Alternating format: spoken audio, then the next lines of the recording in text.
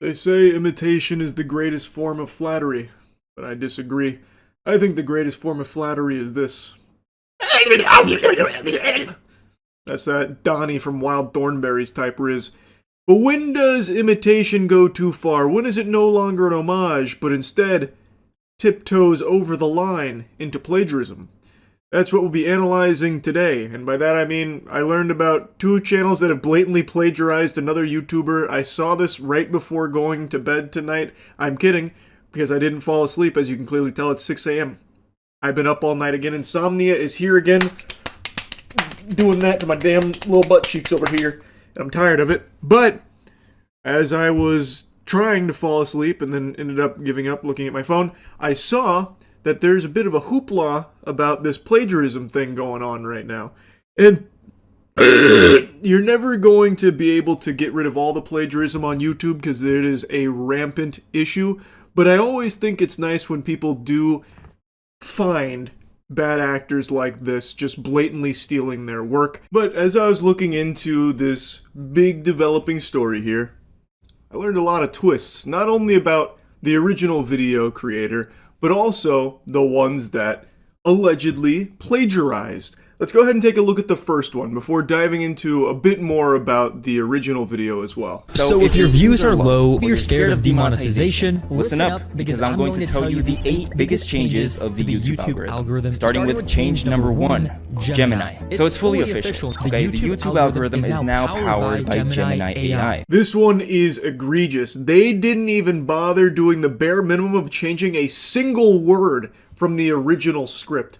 So this comes from a YouTuber named Rume Ro, and the YouTuber that's copying his video is someone named Belmont. Now this is a guru who is also selling a course. Now I use the word guru real loosey-goosey because that's how these fucking dweebs refer to themselves as.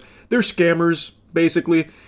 Case in point, if you're going to be purchasing a course from someone on YouTube trying to give you the secrets, bestow upon you the ancient wisdom of success online, just know you're most likely not going to be finding the fountain of youth there. You're probably getting a big load of fucking barnacles. I've never even heard of a course that one of these dorks was selling that was ever even remotely helpful in any way, shape, or form. When it comes to this subject matter, I know in like the fitness space, there's a lot of YouTubers that have courses that are very popular, very successful. I'm talking specifically about this garbage where they have these videos, usually just like a bunch of regurgitated information. In this case, they are literally copying someone else's information in order to try and hawk a course. But like usually it's just some dog shit where they're like, "Yar matey, so you want to get YouTube views? Well, you're gonna have to fork over the funky digits on the back of that credit card for this fucking PowerPoint I threw together haphazardly." It's all trash. Now, an interesting little fun fact, a little tidbit of lore. In the only Belmont video I've watched, he has a gold YouTube play button behind him for a channel called Serum. So I looked it up, and that's this channel right here, and that's definitely him. Basically, this channel is Sniper Wolf. If Sniper Wolf was a guy who's a huge dweeb. And he hasn't posted in over a year, but he had 4.5 million subscribers.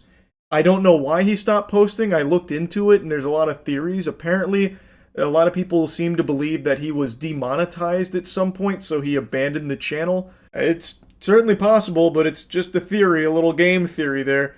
But what's not a theory is that this guy just blatantly plagiarized that video. I guess he's made his triumphant return. No longer is he Serum. Now he's Belmont. And he just takes other YouTubers' videos word for word as his own. Yippee, welcome home.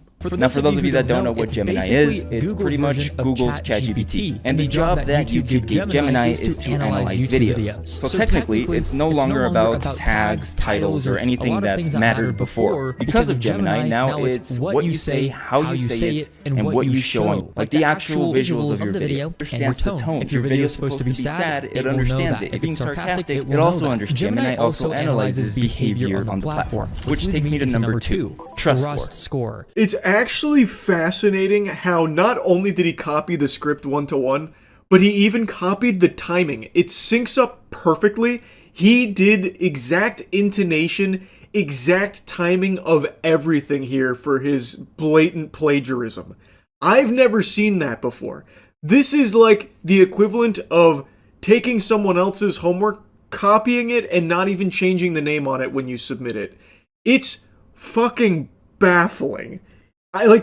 Typically, we're about to look at another case of plagiarism from the same YouTuber, actually. Not Belmont, but the same YouTuber had his work stolen by another channel as well, this time a much more popular channel. I'm actually kind of blown away by how brazen Belmont's plagiarism is. He's got a lot of other videos on his channel, and I imagine all of those are also plagiarized from other YouTubers as well. It seems like that's probably his shtick. I imagine the only reason the visuals aren't exactly the same is because he didn't want to take the extra 2 minutes it would take to crop out the YouTuber from those visuals, because he wanted to just shit and ship this as quickly as possible, a matter of minutes. So instead he just filled it with a bunch of probably stock videos for his points here. Now the next accused plagiarism patriot is Danny Y. Interestingly enough, it's the same topic that Belmont copied, that now Danny Y has a video on that's eerily similar to Rumero's. An interesting coinky-dink, if I had to spitball a guess at how that's possible, I would wager that douchebags like this probably consult ChatGPT for what videos they should steal, and right now ChatGPT is recommending that one from Rumero. That would be my guess. Now, Danny Y's video is a little less obvious than Belmont's. He does change some words around, and he does change the order in which the information is presented. Instead of following the exact blueprint one-to-one of Rumero's original video, he changes where it goes. But watching them both back-to-back, it is still fundamentally the exact same piece of content. Now, another explanation here, like I said, I don't know Rumero's content. Maybe it's possible he generated a script for this topic through ChatGPT, and Danny Y doing the same thing. Thus, they came with very similar scripts. I think that is also equally possible. Now, for those of you that don't know what Gemini is, it's pretty much Google's ChatGPT. And if you don't know what it is, think of it as Google's version of ChatGPT. And it even understands the tone. It even picks up on your tone. If your video's supposed to be sad, it understands it. If your video is meant to be funny, it knows. If you're being sarcastic, it also understands it. If you're being sarcastic in your video, it also knows that too. So that's pretty scary shit within itself. And honestly, this one scared me when I first learned about it. Now, when YouTube reviews your channel, which they will, when YouTube reviews your channel, and they will, the first thing that Gemini will check is your channel trailer. And the first thing that plays is going to be your channel trailer. The age of the email and the age of the YouTube channel. Use an email that has been around for a while. The older the YouTube channel is, the better. Just use your personal email. Maybe your personal Gmail that you've been using for years. If you have any Google subscriptions like Google One, Google Workspace, YouTube Premium, any of those subscriptions, the better it is. Even better, if you have Google subscriptions like YouTube Premium, Google One, or Workspace, that's extra proof. Right, you want to show Gemini and YouTube that you're a human, and a human doesn't start YouTube by uploading every single day. You're basically showing the algorithm that you're a real human. This one's a bit trickier because he does change the words around, and he does change the order around, but all of the information from Rumero's is still present here, including his advice that he gives in the original, so it does still seem a bit stinky here that maybe he had grabbed his script and had AI rewrite it a bit for his video. And, there's only so many ways of conveying information if the information is accurate, but this goes a little bit beyond that, where it's not just conveying similar information, he's doing it basically very, very, very similarly to how Rumero's video covered it. Now, I had that theory that maybe Rumero generated an AI script and Danny Y did the same on the same topic, which is why they'd be similar. And I think there's even more meat to that theory because I did some digging on Rumero's channel. If we go ahead and just search up the title of one of these articles and we throw it onto YouTube, we will be able to find YouTube channels like this one, Hip Hop Daily. So if we click on it, and we click on their videos, we can see that their views are not bad at all. Now moving on to step number 2, which is scripting your entire video. Now there's a few rules for this, right? I have a lot of beginners come to me and they show me their videos and they're only like a minute or 2 minutes long. And to be honest, I tell them every single time, might as well not post the videos, because with AI, there is no excuse for you not to make a video over 10 minutes. YouTube clearly favors, and this is my opinion, YouTube clearly favors YouTube channels and YouTube videos that are over 10 minutes. So here's an example of how easy it is to script write. Oh my goodness, he's giving the keys to the kingdom, the Krabby Patty secret formula to the ultimate slop. Step 1, look at other YouTubers' content. Step 2, basically steal it. So he's like, look at these channels. You can see their views are doing well, so this is a successful niche. So you want to aim for basically copying the same topics because you can see that it has a track record of doing well here. So step 2, use AI to make your script for you. So he then shows you like to grab an article, copy and paste it into AI to have it write a script for you. So that way it can cook that shit up for you pretty much instantaneously, and bingo, bango, bongo, you've got a soulless AI regurgitated video that can now just passively generate income on YouTube for you for doing fucking nothing at all. So, not a huge fan of this guy, to be honest with you. Yes, I do think he was plagiarized in the first instance, and honestly, I am leaning more towards Danny Y also taking his video as opposed to just getting a similar AI drivel script. And that's due to a couple of reasons I'll share with you. But as far as creators getting plagiarized goes, this one doesn't move my heart all that much. This is a world's smallest violin moment for sure, because he himself also kind of preaches the same thing to his students about, like, look at all these other channels and basically do what they do using AI to do it for you. So it's a little odd that he would cry foul that other vultures in the same space are doing the same to his content, when he has these AI faceless slop channels that he literally kind of does very similar things with. Granted, it's not one-to-one or as brazen as the examples here, but still, it's fundamentally the same DNA. He is also just regurgitating the same information using AI to do it for him. Now, maybe he doesn't do it on his Hour channel, that I don't know for sure, but in the videos on this channel, he does talk about and literally try and instruct people on how to take other people's topics and like ideas and plug AI into it so it will make the scripts for you so you can stretch these videos to 10 minutes and make money off it passively for doing basically fucking nothing. So, not exactly like the best creator to be talking about being plagiarized, if I'm being honest. But I do still find it to be an interesting topic nonetheless. And like I said, I do think it's obvious in Belmont's case that he just one-to-one stole the video. I do also think Danny Y most likely had AI spit out a script from Hour's video as opposed to just covering a similar topic. And that leads us to the next change, one that got thousands of channels deleted just last month. YouTube now probably gives every channel a hidden score. They don't show it to you, but it probably exists. And it controls everything. I call it your trust score. Think of it like a credit score, but for your trust score? Where have I heard that nomenclature before? Do that, but it's almost guaranteed I'm that at the wrong amount of people timestamp. that have done that, and this change was done about 2 weeks ago, which is why you've heard so much news of people getting their channels taken away. But I think I found a solution.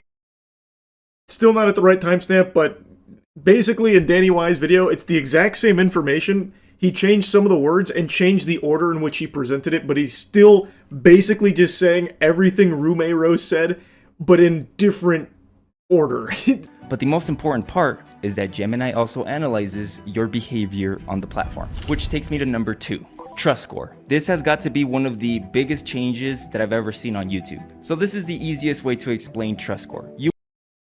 So, from what I can tell, Danny Y wasn't the one that came up with the trust score. Watching both videos back to back, it's basically the same fucking thing. Like I said, Danny Y just changed the order in which he presented shit, but it's still fundamentally exactly the same. And at points, like in the minute and a half clip there, it is almost identical. I find it unlikely that this is some big misunderstanding and it's just a coincidence. I understand that when it comes to information, there is only so many different ways you can convey the information, but it just feels very fishy that not only is it conveyed very similarly, almost identical at points, but also saying weird things like, I call it your trust score. I came up with that, when he clearly didn't come up with that.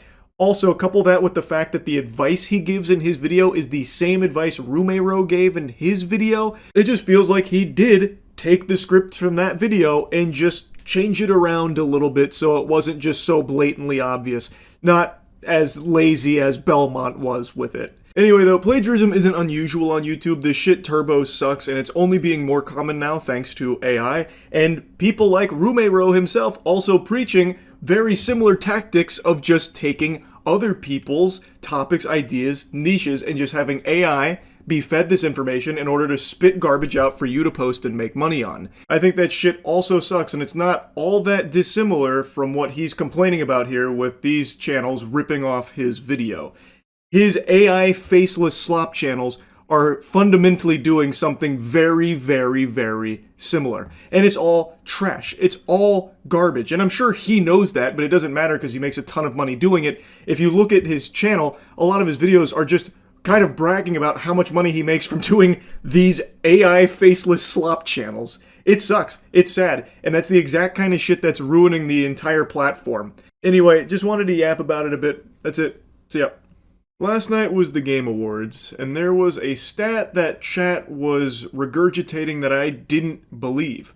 I thought it was so outlandish they must have escaped from a mental institution and were spewing a bunch of mumbo-jumbo until I checked and verified the authenticity. The claim was that last year's Game Awards had higher viewership than the Super Bowl. And I said, well, that's a bunch of fiddlesticks, no way. Super Bowl had like 120-something million viewers. It was like the most watched Super Bowl ever. No way the Game Awards beat that. Turns out it did. Jeff Keighley hung his hog on the Super Bowl numbers. 154 million global viewers. Now, Super Bowl is an event that mainly only Americans care about. I get that. Game Awards is international. But even still, those numbers blew my fucking mind. Blew my ass out. So, it is like a super big deal. And I watch the Game Awards every year, but had no idea it was this big. And now that I have this knowledge locked away in the old steel trap up here, it makes the Game Awards final reveal from last night even more odd, just peculiar. Because it is a blunder. That is the most important final reveal. And last night, boy howdy did that one fall flat, unfortunately. And I know a lot of people have criticized Jeff Keighley, like playfully teasing about how he'll overhype things that don't warrant that level of glaze or, anticipation.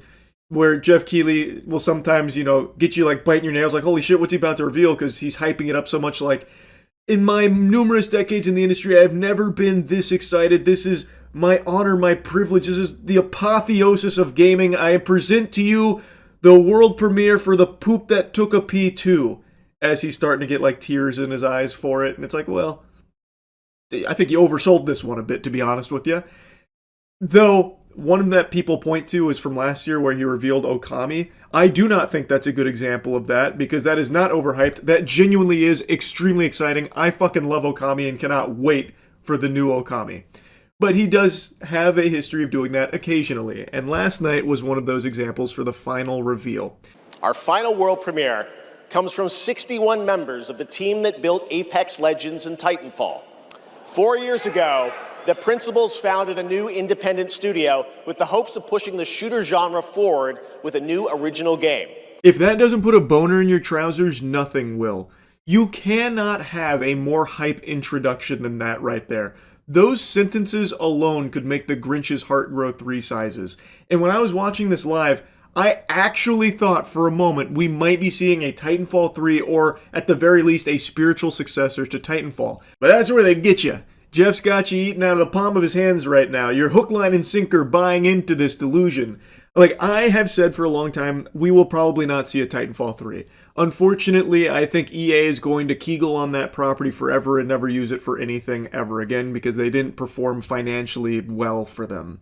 Even though these games are beloved, I don't think we'll ever see a new entry into this franchise. But I really was starting to buy into the fantasy here because he's mentioning that a lot of people responsible for those masterpieces have broken off and are now pursuing something new. together, and you're expecting like maybe it's in a similar vein to Titanfall. You know, Professor Utonium's in the lab and he's putting together all the ingredients of the perfect little shooter. But that wasn't what was on the menu. Instead, what was served up on the plate was a seemingly standard hero shooter. Now, I always have a great time watching the Game Awards. This year I also had a lot of fun watching it. I just really don't understand why they would save this game as their final reveal, which is like always the most important reveal because it's the one that sticks with the viewers the longest. And it's usually reserved for the one that's going to fucking have them, you know, gushing grannies. And having a generic hero shooter be in that place feels really odd, and a lot of people have been kind of clowning on it for it.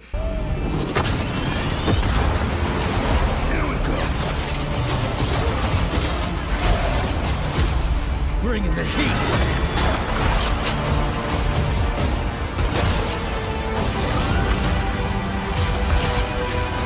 Your light belongs to me. Forming.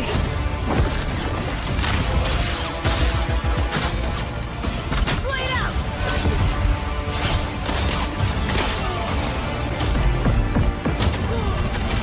Siege tower coming in.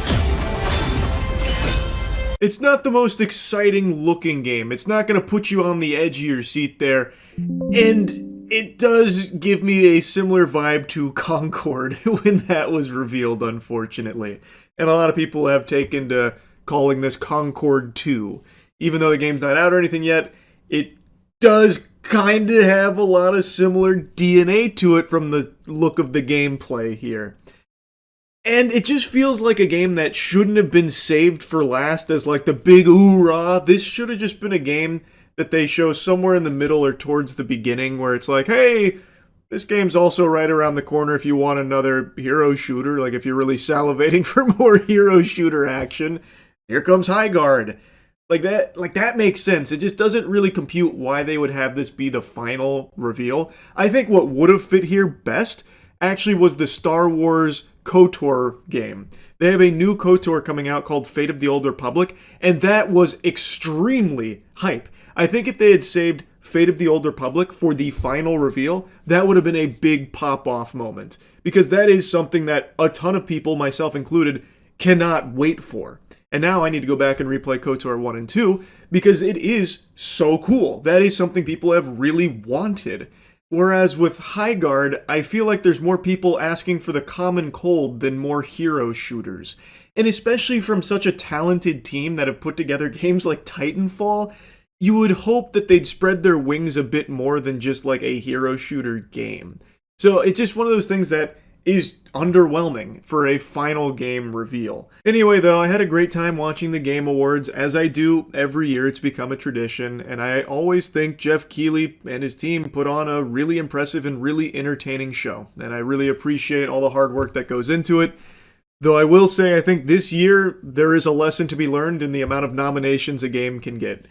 With the E33 sweep, I do think there maybe needs to be some kind of limitations in place.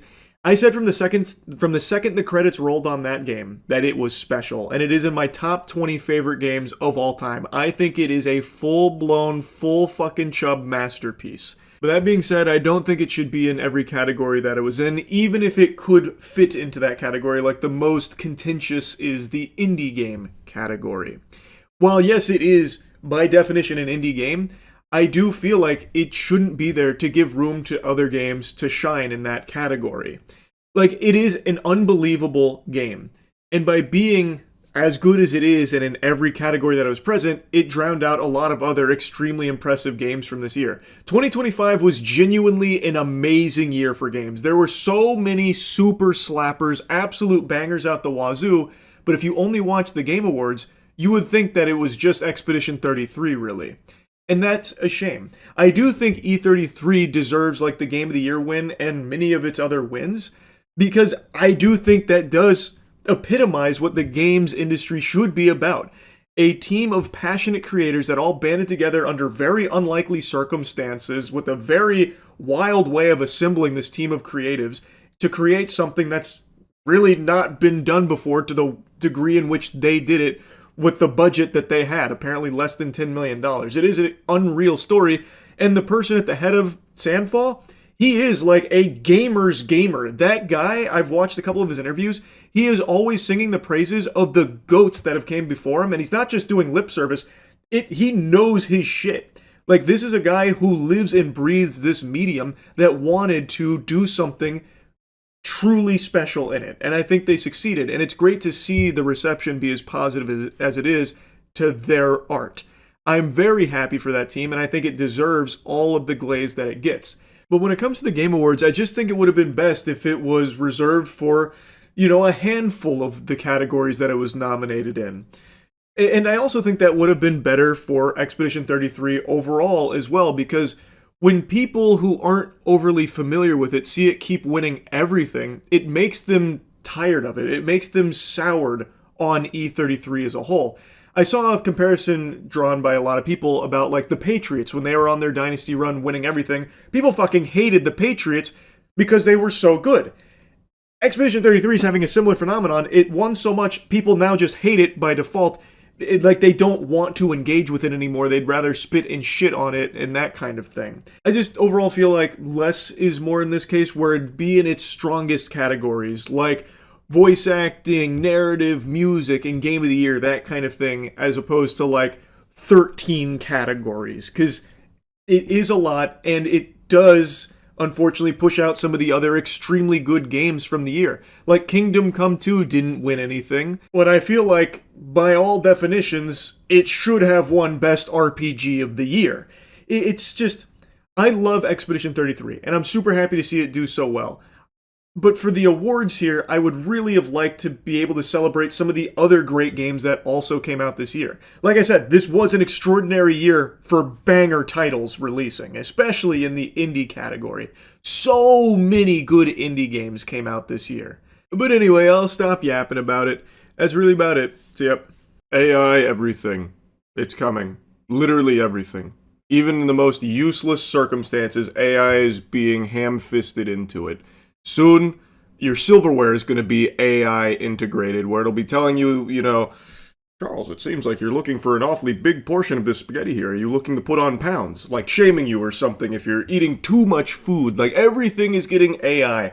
Millions of dollars going into the most useless implementations of AI imaginable, because it's just this gold rush that has broken the brains of every tech company on the planet.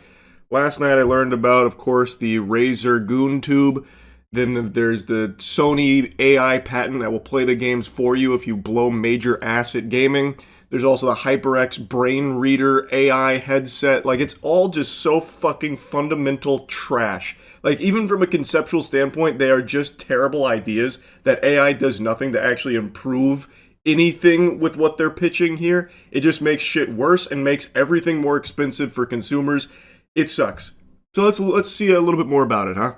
You saw Razer's new AI waifu hologram. It's called Project Ava. Just like an Alexa, but your little AI assistant. Let's take a peek. Project Ava, Razer's AI gaming assistant, has physical form now. Whoopee! Wow. For gamers who want their backseat gamer to be a little cute. For those who need a refresher, Project Ava is Razer's real-time gaming co-pilot, an AI assistant that essentially acts as a backseat gamer for you. While you're playing, Ava, represented here by a character named Kira, offers live advice, tips, and commentary overlaid directly on your screen as the game unfolds. It's coaching, but with a personality and a face.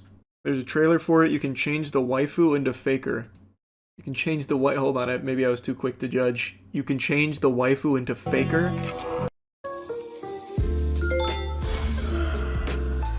Wakey, wakey, rise and shine. Morning, Joey. You were snoring again. Definitely wear your favorite green jacket. Look, now we're really vibing. That's the saddest shit I've seen in my fucking life, man. My heart breaks for someone who purchases this and relies on this kind of interaction. It is designed to keep you inside forever and away from human beings. I think you're onto something. Whole day, soldier. We need more air support. Yeah. Whoa, clean Did you see shot. that? Nice one. Oof. Maybe aim for the head next time? Break line of sight. Yeah, that's what I want. I want my fucking AI assistant to be sassy and insulting me while I'm playing League of Legends and feeding in mid lane. That's what I'm looking for. Thank God. Switch to burst fire mid-range. GG, that was amazing. Ready to go again? This is Project Ava, your AI desk companion. Oh! I hope Faker got paid millions for that. AI girlfriend gonna point out every missed CS. Have you tried killing the cannon minion? It'll give you an advantage in lane. PC's gonna cost 10k because of the AI goon jar. True. It is like a little fucking goon tube in here, huh? Very cool. They have a camera installed on it for some reason. How else are they gonna know if you're hitting those nasty headshots? And if they can't see it, they can't offer incredible advice such as, have you tried switching to burst fire for mid-range? Or whatever the guy said. It needs the camera. What, you think it's gonna be like spying on you or something? Why would it do that? It makes no... You sound crazy. You sound crazy. It's for the sake of helping you game, brother. It's your AI assistant. It wants to see you as much as you want to see it. Bringing her to Dave & Buster's so she can backseat me at the Crane Games. Oh my god. That's unlocking the full potential. Bring her to the casino to gamble. Well, she wouldn't be able to help you gamble. That'd be a worthless use. Have you seen the news of PlayStation AI patent could see games play themselves when players get stuck? Sony AI patent will see PlayStation games play themselves when players are stuck. AI-generated ghost player assistants would help out players who can't progress in a game. As described in patent documents, Ghost Player would see players call down an AI-generated ghost version of the player character, which could either play out the solution to a particular part of the level or complete it entirely. Originally filed in 2024, World Intellectual Property Organization published an international status report on the patent this week. For example, if a player was stuck on a puzzle in an Uncharted game, then they should just stop playing games forever. Holy shit, that would be beyond tragic. The guide mode would seemingly present an AI-controlled Nathan Drake demonstrating the solution before the player did it themselves. The complete mode would simply complete the section for the player. I just don't even... What would even be the fucking point in playing? I don't get it. Just, if you're that stuck, just look up a gameplay video of it on YouTube. Look up like a fucking walkthrough. Grow up. Oh my god, what a huge waste of time and resources to make a ghost player.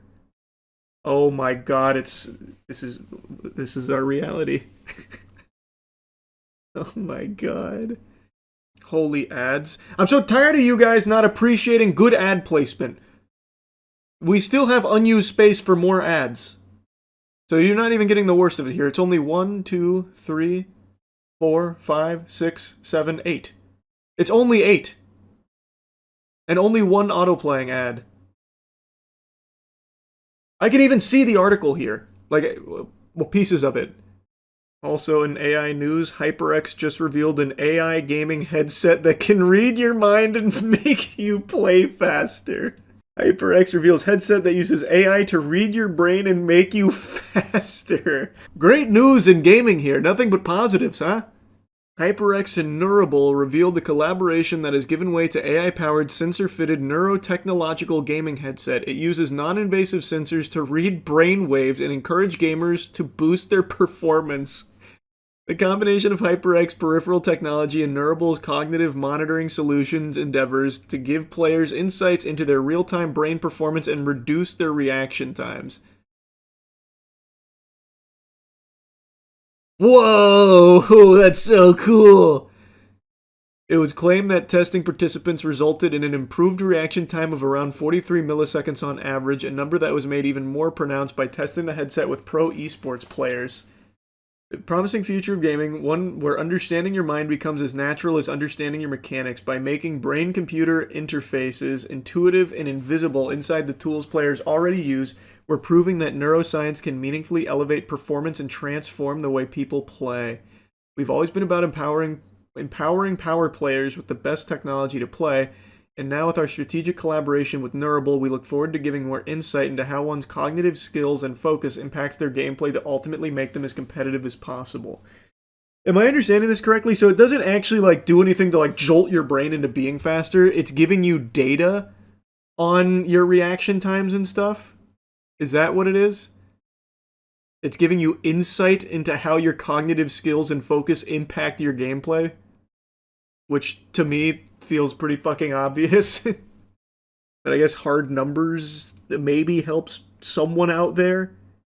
I don't need to know that my reflexes are shit. See, that's what, like, I don't see how it helps you improve your reaction time by just giving you the data. I can also get my reaction time data by going to, like, humanbenchmark.com and testing it. I don't see how this improves reaction time by, on average, 43 milliseconds. But shit, who am I to doubt the power of AI? Imagine the superhuman you could be if you combined all of these. AI gaming headset for reaction time, AI goon tube for backseat gaming, and the AI patent to play the game for you. You would be the next Faker. It's like Lawnmower Man. It is very much like Lawnmower Man. Actually, that's a good point to bring up. How are gaming companies prepared to deal with fake AI players? They're not. They just literally are not. They can't even deal with human cheaters right now, let alone AI bots that play their games. There's nothing they will be able to do to stop it.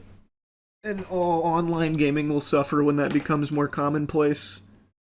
You think this is also geared towards accessibility and disabled players for Sony, that is? I could see that argument in some capacity, but it's not like...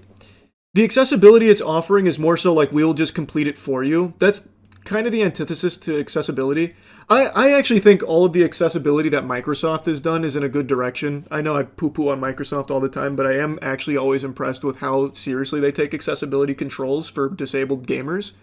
This is not really that. This is just giving you the solutions or doing it for you.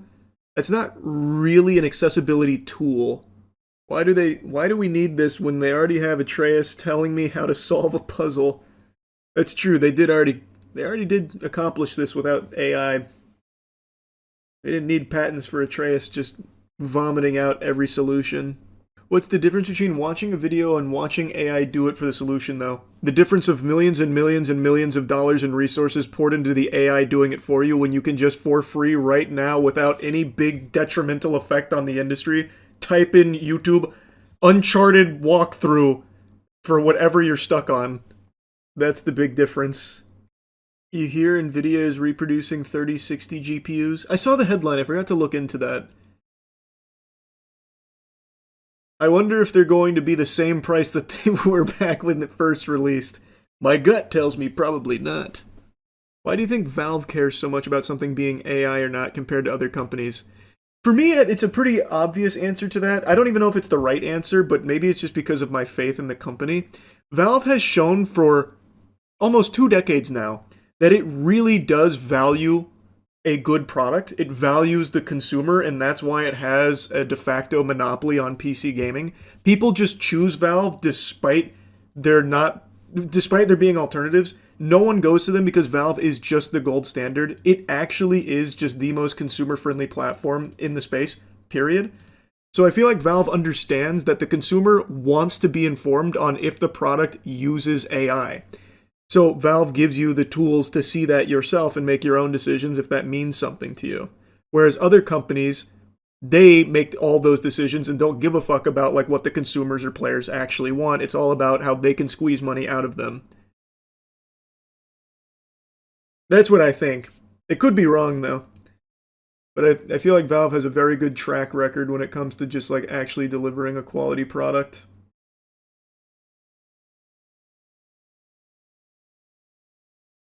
Because there is literally no reason why every company wouldn't just follow Valve's example when it comes to AI. Just tell the consumers if this is an AI game. If they don't like AI games, they won't play it. If they like AI games, they'll buy it and play it. There is nothing wrong with giving consumers more information. That is a good thing, no matter how you spin it. Keeping it a secret, That's shady. That's scummy. Remember, Valve started Battle Pass. Did they? I don't think they were the first. What they did start, though, is gaming gambling. The loot boxes. they started that one. They opened Pandora's box there. I don't know about the Battle Pass, though. The Dota 2 compendiums were the first Battle Passes. I think all of this started with Bethesda trying to sell us horse armor. It would have always ended up this way. Bethesda was just the first one to do it. There's no world where gaming evolving into the absolute juggernaut industry it is today wouldn't have been exploited in the exact same way, with or without horse armor. Yeah, that's how we got on this subject, was talking about Project Ava. That's how we went down this fucking rabbit hole. It is such... I hate it. It's so ass. I really do not even see who this in particular is for. I don't. Outside of Gooners. Like, I mean, like, the target demographic it's looking for is, like, gamers looking to improve their gaming and also have, like, a social companion. But I don't see it ever being utilized for that. It will absolutely just be, like, a replacement friend.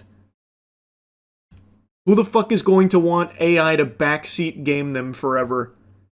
Offering snarky remarks like, have you tried hitting your headshots?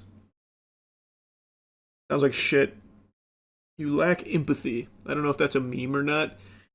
I've said this a million times. My heart fucking breaks for the people that are growing up with this kind of thing being normalized and like their main socialization coming through a computer screen, not being able to connect to human beings. I have so much empathy for that. 1,000,000%. Which is why I advocate so strongly for disconnecting, bucking the trend of relying on AI to be your pathway into the world, or what you think is the world, and instead going out and actually trying to make meaningful connections with human beings and socialize with real people. You sound like the Unabomber. Was the Unabomber talking about AI GoonTubes too? I haven't read his manifesto in a while. I can't recall if that was one of his big pillars. Ironically, there's another AI waifu hologram made for lonely people. It's called Lepro Amy. It's designed specifically for emotional intimacy. Surely that will help all of the lonely people. That's the solution. To isolate further. Can't say I've heard of this one. Lepro Amy? Oh yeah, this was also announced at CES. And it is also another GoonTube. Well, I guess not fully a tube. You'd have to like pop that off, which it doesn't seem like would be very easy. Lepro Amy, a device the Chinese company openly markets not just as AI companion, but an AI soulmate. Oh, good idea. There was no live demo as the show floor was too loud, according to staff, which felt oddly fitting for a product meant to simulate emotional intimacy. Even silent, Amy drew a crowd. Very cool. What do you mean you remain unconvinced that people don't need an AI friend or soulmate? That's why we're born in this world, to find our AI soulmate. And then die in front of it, fucking 80 years completely alone, living off Doritos and pizza and broken dreams. That's the utopia. Wasn't there a movie about that? There's a few movies about that, but there's one people always reference, the Joaquin Phoenix one. Her, I think. A guy who married Miku was just living in 2025. Oh man, that guy was so ahead of his time. What was his name? I can't even remember now. The guy who married Miku a few years back? Yeah, this guy. He saw the vision. He knew where we were heading. And now we locked down Miku so no one else can have her. Didn't he get sad when Miku underwent maintenance? Yeah, that was actually... This whole story is really sad. Like, it is like legitimately sad. But you're referencing when they brought her down for like a patch or something, so his wife basically died for a little while. The whole thing is like legitimately actually sad though. Whoa! Oh! Wow, great sparring session. But your chakra was way off. You need to work on your Aikido. Study some more Steven Seagal movies, then get back to me. It'll be years before you can challenge me again. But I was impressed with your gumption. Now, it didn't take long, but we have arrived. We are at the point now where AI-generated shorts are more popular than human-made shorts. The old-fashioned flesh and blood has now been phased out of the algorithm in favor of AI. According to the most recent numbers that are being published across YouTube Shorts and TikTok, the fastest growing and the content with the most views is entirely AI generated. And people are willingly choosing to watch it. They're not being deceived or misled into thinking that there was an actual person on the other side. There are just some drooling imbeciles out there that refuse to activate neurons and love to just sit, clap, glazed eyes, watching AI slop. This story in particular is one that's been popping off. An AI-powered TikTok account behind Fruit Love Island series is already the fastest growing ever, gaining 3 million followers in 9 days since launching on March 13th. It has videos hitting tens of millions of views within hours and a rapidly growing fandom. I don't know if it's true or not that it's the fastest growing TikTok account ever. That could just be some phony baloney garbage that's solely there to get some eyes on it and maybe even push some more people to find this channel over there on TikTok. But it is true that in only 9 days, it has reached over 3 million followers and almost all their videos have in excess of 10 million views. It is huge. Now, I believe a lot of it is botted. I think that's probably the main strategy these AI slop factories use, is they make some shorts and then bot the views to try and get people to organically filter in and then stick around. And you can see for AI.cinema021, this has been a home run strategy for them. Even that name makes it very clear that this is just one of their endless attempts to have an AI account pop off. It is just a throwaway name, AI.cinema021. It is probably like their 21st account doing this exact same fucking thing. This just happened to be the one that caught fire. But yeah, it has worked wonders for them. It's been a slam dunk. They have a whole community that's starting to prosper and bloom. They talk about Fruit Love Island like people used to talk about Skibbity Toilet. Why did you hide your phone? It's nothing! Wait, who is Peachy Baby? Give that back! You told her you were single? Vomit-inducing trash. And they're also using, like, really early AI for this, I think. They're probably using the fucking prototype that Will Smith was eating spaghetti on a few years back. They're on fucking Grok negative 1.0. Like, the lip syncing doesn't match at all. And everything about it is just super fucking cattywampus. So, like, the way that they're holding the phone there, the hand is completely wrong and backwards. But I imagine people like that as part of the charm, it being so wonky and shitty. And that's not to say that if it was a more sophisticated AI video, that'd make it better. It'd still be an entire pile of dog shit for sure. I can explain! He told me he was single too. Wait, what? You know what? He can keep his stupid phone. Let's just leave him. Honestly, he was the worst. Yeah, but at least something good came out of it. This is what gets shown in hell. This whole account is like the Emoji Movie if it was made by a glue-huffing PCP addict. It's just so bad. This was the first video on the channel. Then it went into its iconic Fruit Love Island series, Season 1. I just don't get it. I really don't. I don't know how anyone finds that entertaining. Like, oh, haha, look, the fruit relationship, it fell apart. He pretended to be single when he wasn't, and now the fruit broke up with the other fruit. Holy shit. Wow, only possible through the power of AI. I can't believe it. Future, it's here. Welcome to Fruit Love Island, where 8 single fruits are about to flirt, fight, and trust. Things get messy fast. Okay, this villa is insane. I'm not leaving here single. I just hope the guys are hot.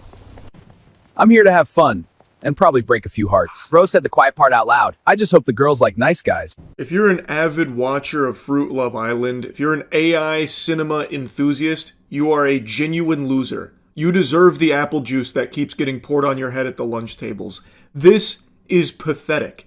Now, I know everyone's expecting it to only be children that's watching this, coloring on their construction paper with crayons and endlessly consuming this AI slop, but you'd be wrong. Granted, a lot of it, I imagine, is that where parents just refuse to raise their kids, so slap them in front of the iPad and they end up finding Fruit Love Island. But there is a large portion of this fan base that are adults. I cannot fathom being a grown-ass man sitting down to watch my soap opera, Fruit Love Island from AI.Cinema021. If you ever catch me watching shit like this, please just Baker Act me. My God.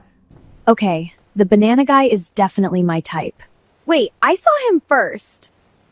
So, which one of you is the troublemaker? I could be. He might not survive both of us. Oh, this is gonna be messy. Islanders, it's time for the first coupling ceremony. The girls will choose which guy they want to couple up with. The guy I want to couple up with is Benanito. Now, I know what you're thinking, that people are getting wrapped up in this ironically. And you'd be very wrong. That cope would fall flat here when you actually look at the fans that are talking about it and commenting on it. There definitely is a portion that try and make it like a, steal a brain rot type thing. But there's also equal parts of watchers that genuinely just put this on because they're excited for it. Actually, I'm not letting that happen. I pick him. You can't just steal him like that. Looks like I just did. I mean, I'm not complaining.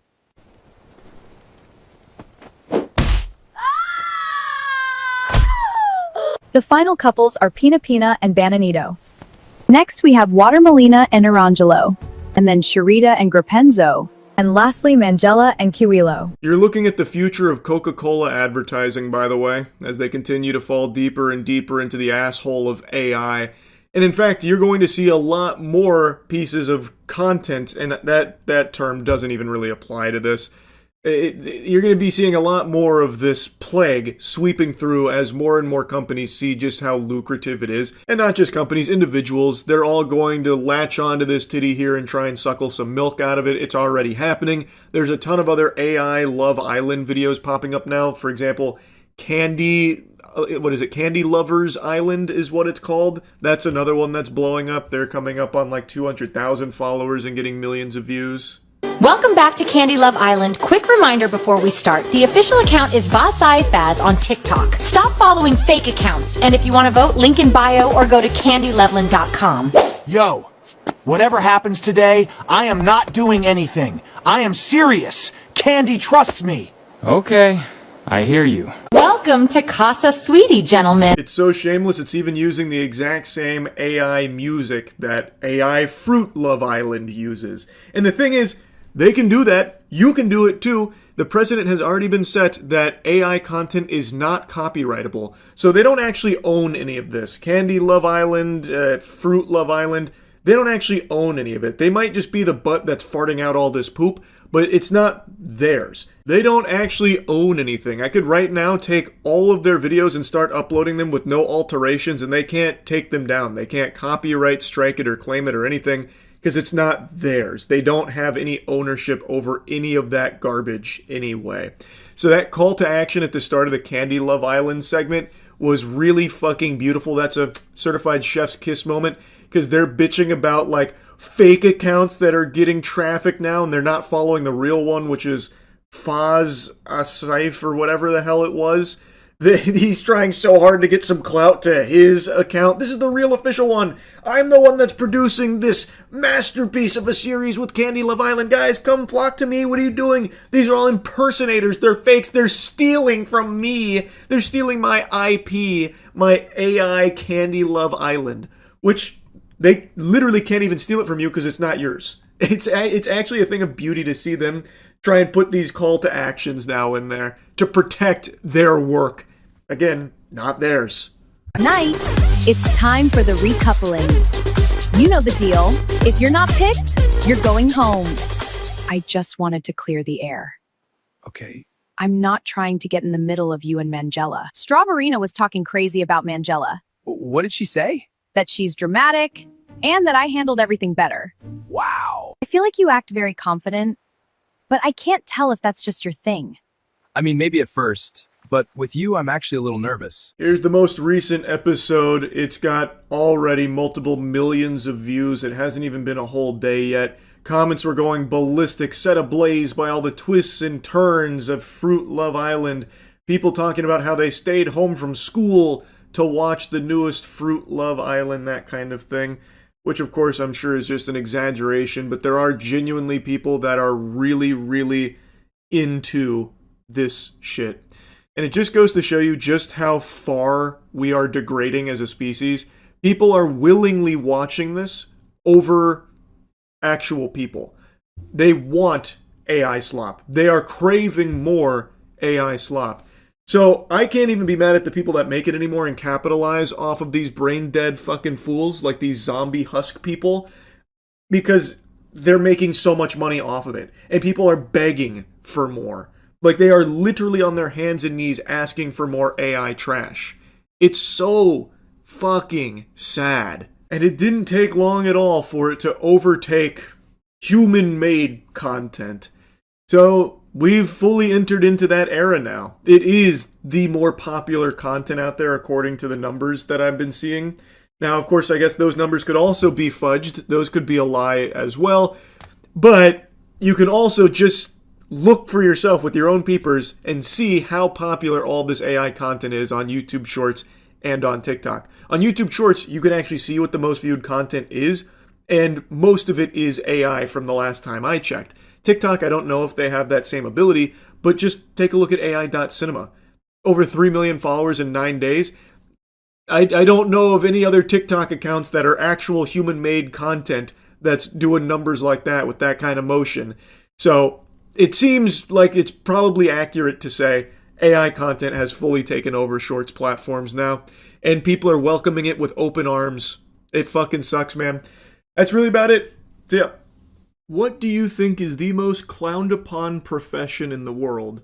Or rather, I guess to phrase it a better way, what job do you think commands the least amount of respect? Telemarketer, perhaps? Streamer, maybe? What about game journalist? I feel like over the last decade and some change, there are few jobs that are as much of a spitball magnet as game journalism. The reputation has basically been flushed down the shitter. It's basically just soiled toilet paper at this point. People have more respect for a fucking fart inspector than they do for game journalism. But, that being said, the beauty of having so many people all giving their thoughts on games means that you can always find someone whose tastes align with yours. Even if you have absolute dog shit tastes, you bet your sweet bippy there's a game journalist out there with that same mutation, that same abominable palate, and then you can follow their reviews to help make an educated decision on what you want to spend your money on. I'm a big proponent of more information is always better when it comes to purchasing. Shit is expensive. So I think there is still value in reviews, but what's become far more standard now is people will just watch a streamer or a video on YouTube, a Let's Play of a game that they might be interested, so they could watch the gameplay for themselves and make their own educated decision based on what they're seeing. Anyway, the reason why I'm yapping about game journalism again is because a big, spicy story just broke in regards to a huge player in the space that I think a lot of you are probably familiar with, Video Gamer. Yeah, the one that's been around for fucking 2 decades, that Video Gamer. Well, it turns out the cat's been let out of the bag. They have been vomiting out AI-generated reviews after firing much of their human staff and have AI role-playing as game journalists. So, some of the reviews you've seen from Video Gamer aren't actually from a human being that used the product. Like their Resident Evil Requiem review is actually all AI mumbo-jumbo. It's riddled with the classic M-dashes that AI has become obsessed with. It's like fucking heroin to AI. And because the game was so new, it didn't have other reviews to steal from. It had to resort to just vomiting out information from the early previews and early information. Oh, also, if you're wondering if there was a disclosure from Video Gamer informing their readers that what they were digesting was actually hollow AI nothing burgers, then rest assured the answer to that is a resounding fuck no. At the bottom, apparently they had this: "You can trust Video Gamer. Our team of gaming experts spend hours testing and reviewing the latest games to ensure you're reading the most comprehensive guide possible. Rest assured, all imagery and advice is unique and original. Check out how we test and review games here." And the author who's credited with that Resident Evil review is, of course, the legendary Brian Marigold, whom all of us probably still have posters in our room of. They try and play this off like it's a real human being, by the way. Brian Marigold is not flesh and blood. He's AI and cringe, but they still give him a whole lore breakdown here like he's a fucking League of Legends champion. And they try and make him sound really badass, like he's the Max Payne of gaming journalists. It's so unbelievably pathetic. Brian Marigold once saved 5 children from a burning orphanage and still had time to level up his battle pass and complete his gacha game dailies. He is an ultimate video gamer with enthusiasm and clarity in his writing that rivals even God himself. It's, oh my lord. I don't know how they thought no one would notice this. Now, I know I'm a little tardy to the party on this, and I talked about it a little bit on stream, but I didn't realize just how hog wild they were going with this AI game journalist thing that they're doing. Now, as I said at the beginning of the video, game journalism is an industry that people make fun of constantly. I've made tons of jokes about game journalism. It's not exactly a field that has people taking their hats off and saluting them. No one's treating game journalists like firefighters, like they're fucking heroes or anything like that. But even still, this sucks. This blows major butt. This is not a good direction for things to be going, because it starts with game journalism, then it'll be other journalism, then it'll be everything you consume is AI generated. And in the case of reviews specifically, this is fucking awful, because there are people that do rely on like reviews about the purchases they are potentially going to make. So if they're getting fed slop from Video Gamer that's AI generated, then they're receiving fraudulent information, not a review, which is completely worthless and potentially damaging. So like, take for example, a product. Let's expand this beyond games, right? If every product you see out there doesn't have real human reviews and it's all AI generated with AI pretending it was a human that used it and giving it, 5 stars out the wazoo, how are you supposed to know if it's a piece of shit, right? You'd have to like look up maybe a YouTuber or a streamer and hope that you find something there for each product. If every review is AI generated, you're not getting any real information or any real insight from a human being. Thus, it's completely useless to you. It's not actually even analyzing the product. It never had the product. It can never use the product. So you're getting phony baloney garbage, which is terrible because, again, I think it is valuable that people have as much information as possible when it comes to the products that they might be spending a lot of money on, like in the case of a $70 video game. So now the question needs to be asked, what happened to Video Gamer that got us to this point? And the answer is a tried and true story, song and dance we've seen a million times before. They were acquired by an agency. That agency's name is Clickout Media. More like Dick Out Media, because all they did was put their dick down the throats of multiple staff members that they decided to lay off and allegedly not pay.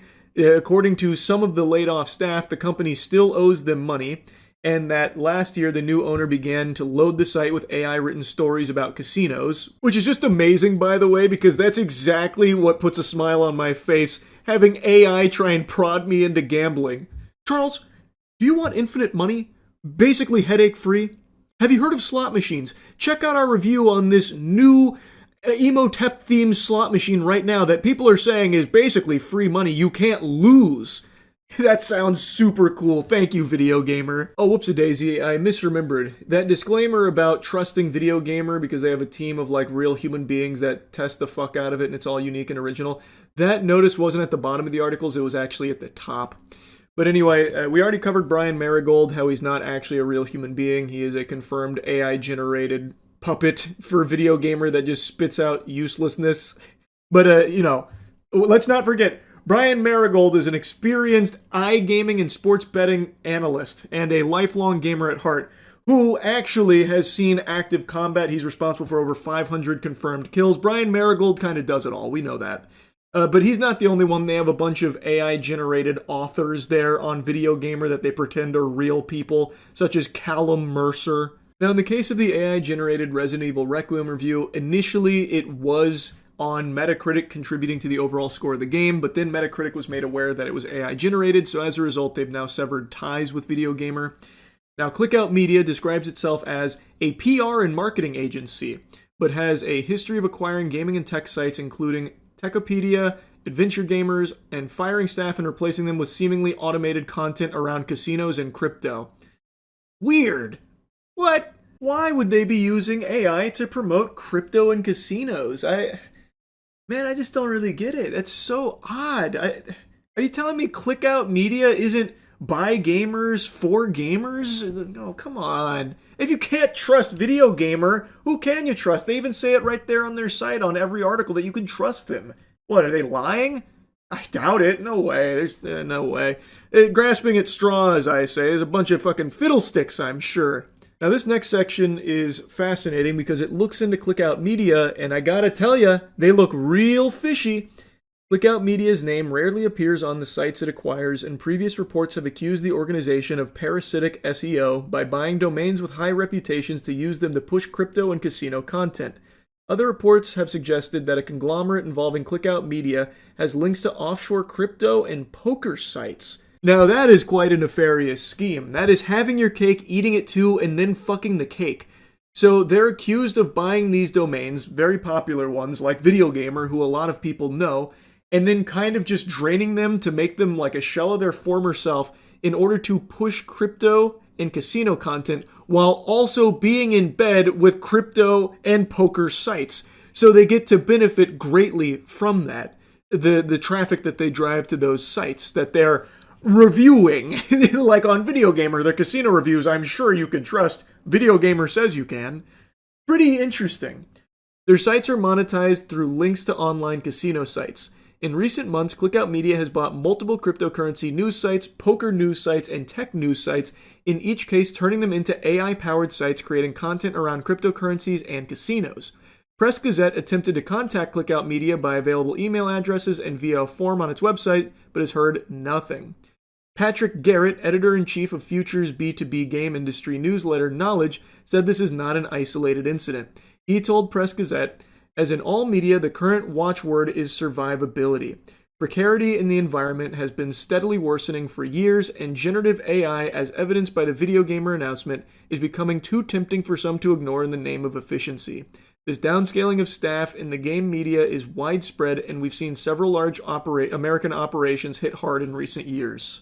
Which I think everyone has seen the writing on the walls. People for the last couple years have been talking about how AI will inevitably be replacing tons and tons and tons of jobs. It's not exactly a wonderful future when down the line things like reviews might be AI generated, dominated by bots. A lot of the things you see online are already fully dominated by bots. A lot of what you see is completely fake, made up barnacles. A lot of it is AI generated. And now we are seeing that journalism is looking to be next on the chopping block as corporations are maybe looking to phase out journalists in favor of the cheaper, more efficient AI that can immediately get an article out based on other articles out there that it just fucking steals from. We are entering into an era where a lot of what you interact with on the cyberspace is going to be fake, not real, not human-made content, just AI-produced slop for your eyes to be glued to the screen and nothing else. We're seeing the shift. It's getting pretty crazy, and I just kind of wanted to yap about this one a bit because this is probably one of the bigger publications I've seen being openly caught red-handed, just replacing game journalists with AI drivel, and also completely changing the entire site to be more about, I guess, gambling and casino content from AI-generated reviews, pushing and hawking that kind of shit, I suppose. It seems very out of control based on all this available evidence, and I just wanted to talk about it a bit. That's it. See ya.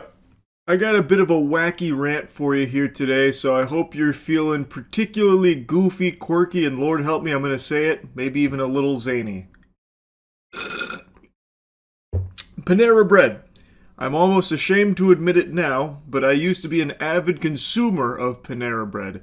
For the better part of 2 years, it was my go-to post-workout meal, meaning I would have it like 5 times a week. Side note, I just watched that clip back in editing. The fucking Planet Smoothie logo faced the camera directly. It almost looked like a Death Stranding Monster Energy ad right there. I'm not sponsored by Planet Smoothie, I just got this because I was fucking thirsty is all.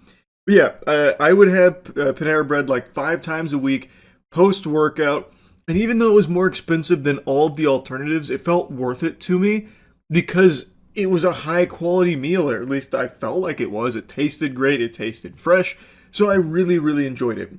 But over time, it got shitified. And I know you hear this a lot for a ton of things. It did get worse. And in Panera's case, it literally did change for the worse. And I'm clearly not alone here in this thought, because Panera sales and traffic has been declining. You can look that up yourself.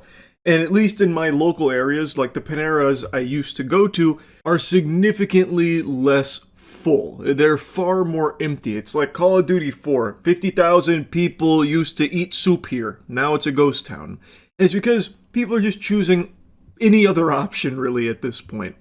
And I saw an article today, and it's what sparked this rant here from me, made me put on the diaper and start whining, because the article does point out some very strong contributing factors for why Panera has been spiraling down the shitter, but it also leaves out what I believe to be the biggest reason for people's abandonment of this brand.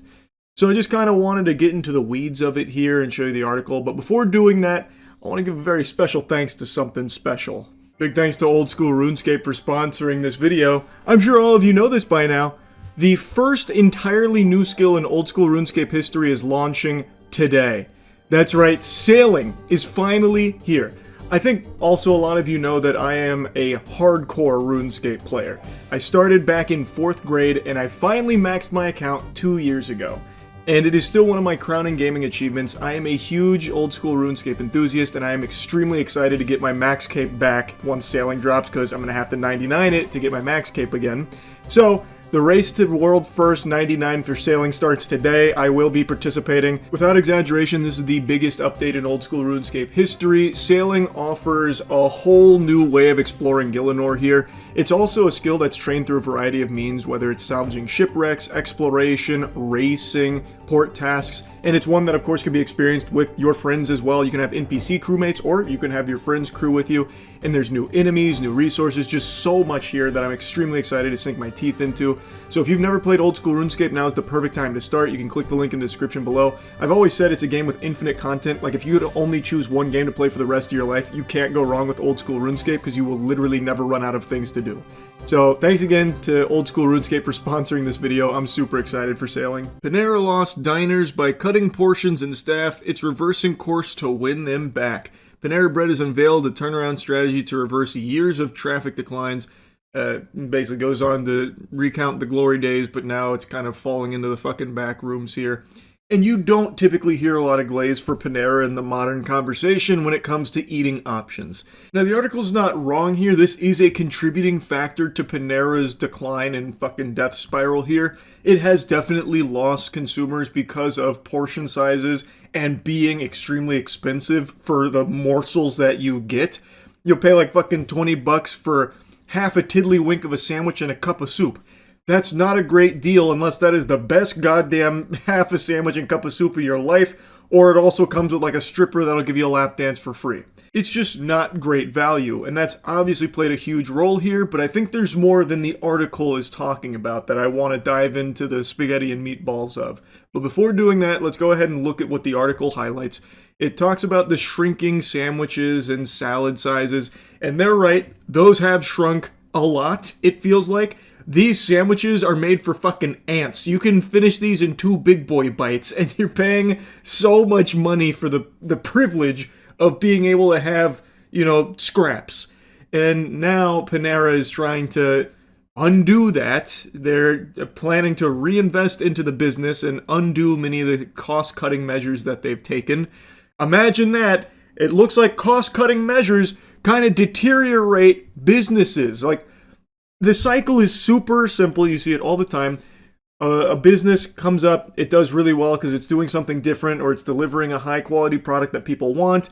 Eventually it sells, like Panera did, and then it's all about finding more and more ways to squeeze as much money out of it as they possibly can by looking at cost-cutting procedures. And when you start that process, the quality of the product suffers, and then people don't want it anymore because they were used to a better product. Why the fuck are they going to settle for something worse? They'll just go somewhere else. It rinse and repeat forever. We've seen this millions of times. Panera is the most recent example. So now they had this huge eureka moment. What if we unfuck it? Could that save us? And to me, the answer is no. But I want to tell you their cute little plan that they've come up with here. They call it Panera Rise. Like a phoenix rising from the ashes of Panera. It's adorable to call it Panera Rise. It makes it sound like they're leading some kind of revolution here. Honestly, just sounding like some shit out of the Hunger Games, but the company aims to refresh its menu, focus on value, improve its service, and build new restaurants. That last one there is pretty ambitious. When people are already not choosing Panera, you're going to try and build more restaurants when the interest couldn't be lower. It is a bold strategy. Very, very ambitious indeed. Now, I'll give some credit where credit is due. This is at least somewhat honest here, saying, we squeezed food costs, we squeezed labor. They did. He then also identifies himself as a reformed CFO. It's really about death by 1,000 paper cuts. It truly is. He then goes in to talk about, like, for example, their salads where once it was all romaine, in order to save money, they started mixing half romaine, half iceberg, but nobody wants fucking iceberg. This next one was pretty interesting, actually, about the cherry tomato and the avocado. So apparently, Panera is one of only a few restaurants that don't slice the cherry tomatoes in half, which is apparently a decision they made, like a conscious decision to save on labor costs. We make the guests chase the cherry tomato around the bowl. I don't... Call me a fucking Cro-Magnon if you'd like. How does that save on labor costs? To, like, take 2 seconds to slice a cherry tomato? Or, in the case of the avocado, they don't slice it, or pre-slice it. They give you, like, a halved, full fucking avocado, I guess. But now it's, like, a huge, powerful Panera Rise moment where next year they're going to start slicing the cherry tomatoes and avocados. I just don't understand why they weren't in the first place. I don't see how that saves on labor costs. Were they able to, like, avoid hiring more workers because of not slicing those? Like, do they have dedicated cherry tomato and avocado slicers?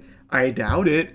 I don't know. Or is it like a whole nother training thing that they'd have to spend money on? I don't see why. I feel like anyone could probably slice a cherry tomato or avocado slice it. Like, it's... I don't know, I don't really understand that at all. But that was pretty interesting to read. Then he addresses the portion sizes. In some instances, we shrunk portions so guests would walk into our cafe to buy a sandwich that's gone up significantly in price with lower quality ingredients and a smaller size. Again, credit where credit's due, that is pretty honest. That is exactly right. You can taste that it is significantly lower quality food, and you're still paying a premium price for it. They then go on to toot their own horn about, refreshing their menu, delivering some new items, and the article actually does make a mention of the charged lemonade, which was basically just serving up customers meth, and apparently 2 people had died from it, filed lawsuits against Panera, which I believe have been settled now. But yeah, this is their big strategy, is unfuck it. But only kind of. They don't want to fully take their dick out of their ass. They are targeting these things, which are big deals. Like, I don't want to downplay it, like these are obviously contributing factors for why people haven't been choosing Panera as much. But one of the biggest things that people loved about Panera, and what set them apart from a lot of their competition, was their fresh baked bread. And guess what? That is not being changed. If you don't know, last year Panera set in motion the termination of their fresh dough facilities.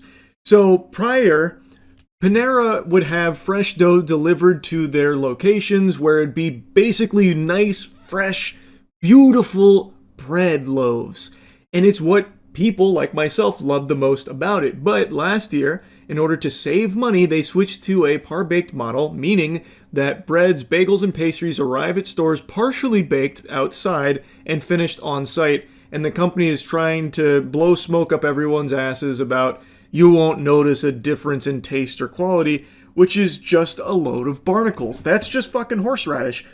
You do notice a difference in the quality of that product. And if you just look at the timeline, I think it's pretty clear there's a strong correlation that when Panera was at its best, at its peak, it had 24 fresh dough facilities across the US. And now, while it's in its decline, they only have 9, which will soon be reduced to 0 over the next 2 years. Like, I think it should be pretty obvious that people liked the fresh dough being a defining feature of Panera. And they also then say that of the hundreds of jobs that are affected, they're trying to offer other positions to help them find work through Panera. And that Panera is saying that the strategy will open the door to new locations in areas that were once too far from its fresh dough facilities. Thus, fewer logistical barriers could mean faster growth for the chain and fresher bagels at 4 p.m. if the company's plan actually works. Which I don't think it will. Well, rather, I don't think it should. And this is the biggest thing to me, and why the article made me want to rant about it, because it is highlighting some contributing factors for why people don't like Panera anymore. And they're very legitimate factors. But in an effort from the CFO here, the reformed CFO, to try and puff up his chest and be like, look at me, I'm the good guy, I listen to all of you. Listen, I hear all of you plebeians, and we are going to do our best to undo all of these terrible changes we've done over the years. He's saying all of these things, and he is making some changes, it seems, but one of the biggest things is still actively implemented, which is a cost-cutting procedure, which is closing all of their fresh dough facilities, meaning that there's still not going to be any of that fresh dough delivered there. They switched to a model that is significantly cheaper, with a significantly lower quality product. So he could flap his gums till the cows come home about how he's, rolling everything back that made Panera so bad recently. But the truth is, behind the scenes, they are still ultimately focused first and foremost on that bottom line and saving money, pinching pennies everywhere they can. And that is coming at the cost of a high quality product, which was once that fresh dough facility delivered to these locations for the fresh products that I and many others liked Panera for.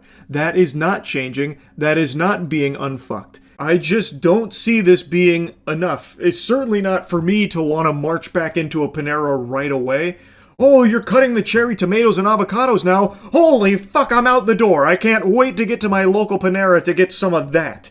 They're like, yeah, maybe the portion size is a little increased too, but the quality is still the same and it's still expensive. What the fuck is the point? It is still worse than it was because of their biggest cost-cutting measure, which is closing all of these fresh dough facilities because it's going to save them so much money switching to this cheaper method and this worse product.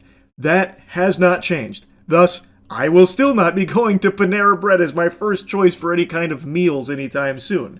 I don't see why anyone would. It's still not great value. This shit is just so stupid every time. A business gets bought, and then immediately the mission becomes cost cutting to make even more money off of it. And in doing so, ruining the core defining features of it. In this case, the fresh fucking dough. That was a massive selling point of it to consumers, and it's gone. And it's still gone, even though they're trying to put out all these big PR, fluff pieces about, like, we've listened, we're rolling things back. You're rolling some things back, sure, but not everything, not the actual biggest cost-cutting thing that you implemented very recently, which is closing all of these. That is still in effect. So to me, this is all just meaningless marketing speak here to try and desperately claw back some consumers that have lost all their faith in this brand. And anyway, I just wanted to rant about this a little bit. That's it. See ya. I love aliens. I love UFOs. You know I keep my finger on the pulse of anything related to extraterrestrial activity. I've even set up my own homemade tuning fork so that way I'll know if there's any big three-titted alien babes that are cruising through. The thing is, I wasn't even going to bother talking about this latest batch of UFO files because they are just completely worthless. There was tremendous amounts of hubbub about declassifying these files. This is the truth. We're going to drag you kicking and screaming. You're not ready, but we're going to make sure you're ready. Swallow your vegetables anyway. Here it is. Cosmic beings, UFOs. And then what they actually declassified was just that. Nothing. Nothing is what they declassified. There is genuinely nothing interesting in there, yet they continued to hype and glaze it up. It's just trash. There's nothing even worth talking about. Yeah, there's the star-shaped entity thing, but that's really it. Everything else is stuff we've already seen a bit about, and others are just completely embarrassing. Why was it uninteresting? There was just nothing substantial is the problem. Just more bleh. I don't know, man, that artist rendition was pretty convincing. Ooh. Actual site photo with FBI lab-rendered graphic overlay depicting corroborating eyewitness reports from September 2023 of an apparent ellipsoid bronze metallic object materializing out of a bright light in the sky. It's pretty thought-provoking. Also, if this is what FBI lab-rendered graphics look like in 2026, that's pretty insane. You gotta give them time to catch up, man. Technology is advancing quick. They're still on that GeoCities vibe. It takes time. That shit needs DLSS 5. It's from a game in the 90s. Is it? They just grabbed an image from a game? An old 90s game? So yeah, the alien files weren't anything super cool. Still nothing. It's still no pickles. Oh, I didn't even read the statements they said about it. This is unprecedented transparency in what the US government knows about UFOs, Hegseth said, adding, these files hidden behind classifications have long fueled justified speculation, and it's time the American people see it for themselves. We can't handle this kind of truth, man. You gotta keep this under wraps. This is gonna cause a nationwide panic. He's right. Dag nabbit, he's right. From a game that was on 7 floppy disks split across them due to file size. This was probably very innovative for its time, if that's the case. Don't copy that floppy. Any day now, though, we'll get some really irrefutable, hard proof of extraterrestrial visitation. I'm telling you. See, look, they're even teasing it. There's more to come. Government saying new materials will be released on a rolling basis every few weeks as records are found, reviewed, and declassified. I am salivating. I can't wait to see the next batch. No, like I said, my dad thought that this was nothing. He texted me last night saying that it was a big nothing burger. Yeah, that was unprompted too. Usually he doesn't get the latest UFO drops, but last night I guess he was just seeing it somewhere and he texted me, said, the released UFO vids are a real nothing burger, exclamation, exclamation. What a joke, exclamation, exclamation. So he was pretty upset. He sounds so invested. Well, I mean, he is to a certain degree. He doesn't keep up with, like, the latest baloney dumps, like the fucking spheres, the goddamn flying colanders, and, like, little soccer balls in the sky that people go crazy over. He doesn't care about that shit. But when it comes to, like, file releases and stuff, he at least tries to stay on top of it and take a look. But so far, he has not seen anything convincing.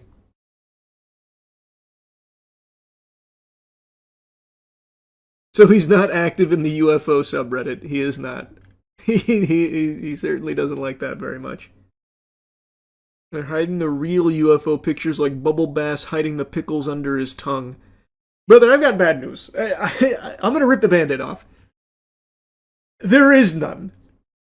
Like, I'm sure they have some, like, wacky files and stuff, because they had so many old school weirdo projects, like the MK Ultra stuff. They also had all of these, like, astral projecting projects that they were doing, the CIA was conducting with, like, the psychics and stuff, which is why, like, a year ago you saw those articles about the declassified CIA documents confirming that there was giants on Mars. But if you actually look at it, what they were doing is they had these drug-induced maniacs go in, fucking blindfold them, and try and, like, guess cue cards that they were holding, and then they'd tell them stories about how they astral projected onto Mars and had conversations with giants.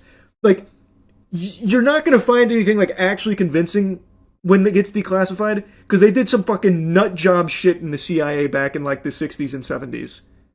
They were actually trying to do, like, Marvel X-Men stuff.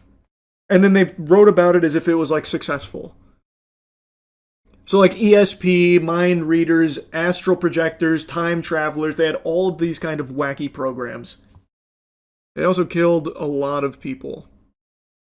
Well, I mean, in the pursuit of mutants and superhumans, that's to be expected. The gay bomb, too. Oh, the gay bomb is a classic. The gay bomb actually is a classic. The thought being drop a bomb that would cause all the dudes to just start fucking each other and not fight anymore. The enemy is gay now. But they still shot at us. I do love that thinking, though. Like, that's going to somehow be a really effective weapon. Like, let's just assume it works. Let's assume they did create the gay bomb. They deploy it. Now all the soldiers have sex. They all blow their load. Then they go right back to what they were doing before. So you bought yourself, like, a couple of minutes where they're fucking, and then what? It was a truly baffling proposal. Might backfire on your own army. Oh, can you imagine transporting the gay bomb, but it springs a leak? Then the plane crashes because everyone's fucking themselves ferociously. No! We made the whole plane gay! No, it's gay! Shit! The one thing we couldn't plan for! No! Yeah, it was interesting stuff, man, I'm telling you. Those declassified files and the ones that we keep getting have some really wacky projects the government looked into at the very least. Some actively pursued. Oh, point I was making, to tie it back to the alien stuff, I do not think they have anything like groundbreaking in regards to aliens. Like, I don't think there's alien bodies, alien weaponry, alien craft that they've ever recovered or anything like that. Surely they have, like, unexplainable aerial phenomena, like stuff that they've already declassified, like the tic-tac, that kind of stuff, which is interesting, but I don't think it's extraterrestrial. I don't think they have anything, like, that's going to make you go, oh my god, aliens are real and they were here. Because I don't think aliens have ever been here. Because if they have, we would have never known about them. They're not going to get all the way here and fucking crash. That's not going to happen. The technology that they would need to get here, it would be unthinkable that it would somehow malfunction here. You can't even begin to understand and comprehend the technology that would be necessary for a different species to make it here. It defies our understanding of everything. But you can't debunk that tic-tac, can you? I can't. I don't know what it is, but I just don't think it's extraterrestrial. I don't think it was aliens in their cruiser. Just because I can't explain it doesn't mean that that's the default correct answer. You can't tell me whether or not there's poop in my pants right now. There's no way. You can make a guess, but you don't know. It's 5 a.m. I got a butt full of poop, but I cannot peel myself away from the computer to go take care of that business. I'm refusing nature's call, and it's not insomnia that's keeping me awake right now. We are in the middle of what I believe to be an actual big development here in the Epstein case. CoffeeZilla just made a video talking about this, as well as giving instructions on how you yourself can get your hands on this latest dump of documents that wasn't supposed to go out yet, but had been accessible to people savvy enough to get their hands on it, and now it's been disseminated. And these are some documents here that I imagine they were probably going to do a little bit more to hide some names and hide certain elements of, because, whoo-wee, boy howdy, I imagine Trump and a lot of the elites are doing this right now. Yeesh. There is some big stuff in here, and I'm not saying that sarcastically this time around. Yes, the vast majority is still like hundreds of pages of completely blacked out, redacted garbage, like it's completely useless. But some of them that they didn't get a chance to go through and just, fucking vanish to the Shadow Realm has eye-opening stuff that directly contradicts a narrative that the government's been running with for a while. Here's what that looks like. It's volume 8 of the files, but you can see right now that they've only released 7 data sets. And so myself, the guys at Jmail, and the guys at DropSite, we've been investigating this. I've partnered with them to kind of look at some of these files, and they got access to volume 8 early. You would just type it in the URL. It wasn't like indexable on search, but you could just type in the specific URL and it would just come up. You could download the entire zip file, and that's what we did. Before anyone tries to cry foul questioning the authenticity of these documents here, this is the actual volume 8. They just made it accessible by pure accident because everyone that seems to be working at the highest level is actually like a thumb-sucking fucking brain-dead moron. Specifically, I want to draw your attention immediately to the 10 co-conspirators that are mentioned in some of these emails in 2019. Now, this is just alarming stuff, because prior to this, remember that all we really had was Jeffrey Epstein and Ghislaine Maxwell. That's the only people who have ever faced any charges at all. Ghislaine Maxwell, the only one who actually faced consequences, right? But in 2019, apparently there were 10 co-conspirators. Now, the people who were sending this to and from have been blacked out, but at the bottom we see that this is the violent crime section, crimes against human trafficking unit. That is huge information, especially when you consider clowns like Kash Patel saying that there's no evidence that Jeffrey Epstein was trafficking victims to others or anything like that, making it seem like it was a solo operation and Ghislaine Maxwell, was second fiddle and that's it. And also Maxwell, worth remembering, isn't exactly facing the harshest of punishment. Not real justice there now that she's at a summer camp prison for a little bit, petting service animals. So, I want to also make a side note. Kash Patel needs to be in jail. Like, he literally needs to be arrested. I don't know why perjury isn't something that's taken seriously anymore. There is irrefutable evidence Kash Patel has lied on record about this case. It's crazy that he just gets to do that with pure immunity. But I won't start shitting and spitting about that too hard right now. The important thing about this piece that CompuZilla is highlighting is that we now have information that confirms that authorities were looking into other co-conspirators in this operation. Co-conspirators that clearly they must have dropped the leads at some point. They stopped sniffing around, said not worth pursuing, but at one point they did have other co-conspirators and apparently quite a bit of information on them, as the documents seem to hint at and reveal and talk around.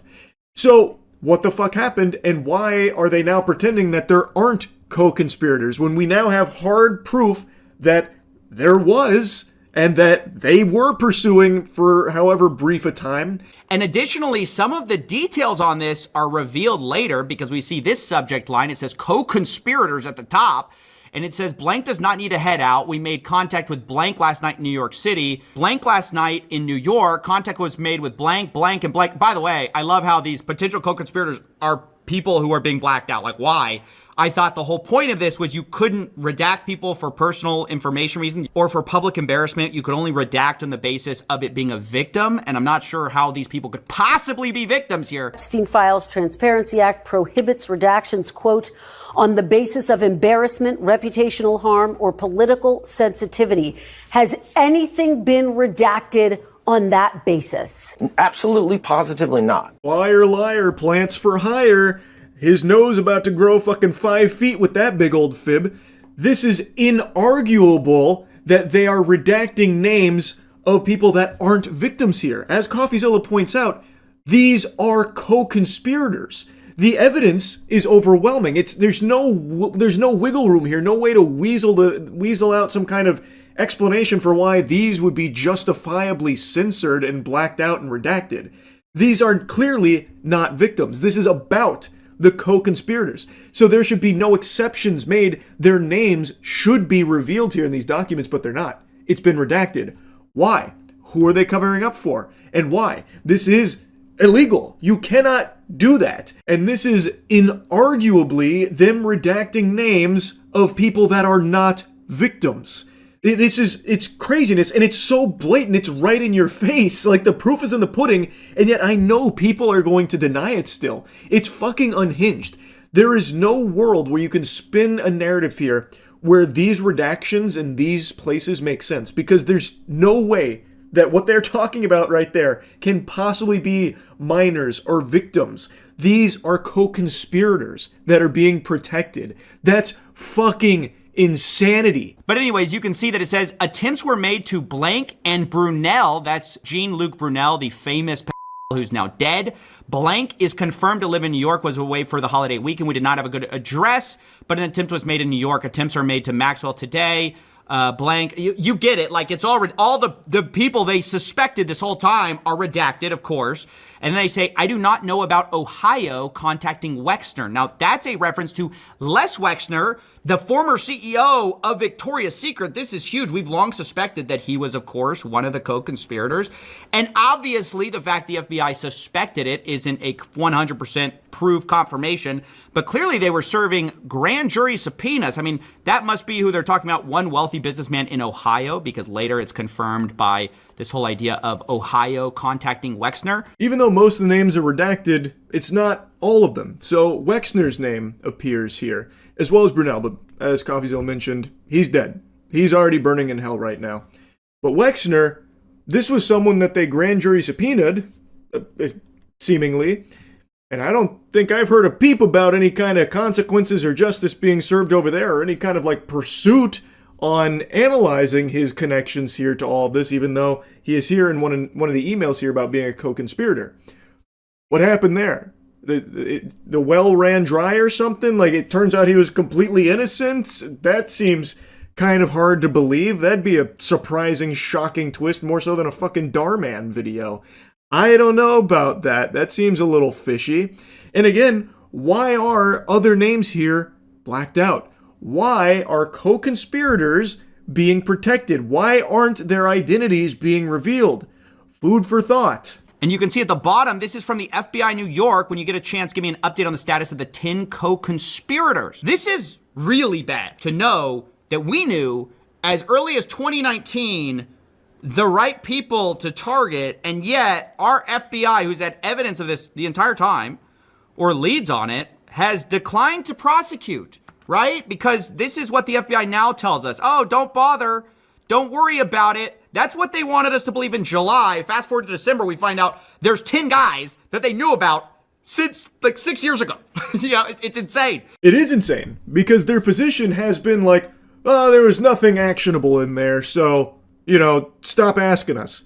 Just pipe down. We're busy covering shit up. Stop asking questions, has basically been the philosophy. Our hands are tied. There was nothing. It's all a hoax. Actually, no, the files are on Pam Bondi's desk. No, the files don't exist. It's all a hoax. Wait, actually, here's a ton of fucking files. Nothing's actionable, though. And according to Kash Patel, it was just Jeffrey Epstein. Nobody else. Why? It doesn't go deeper than that. That's it. Case closed.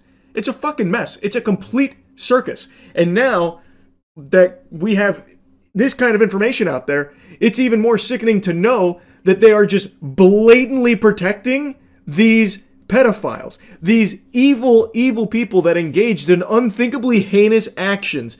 They are still getting away with it.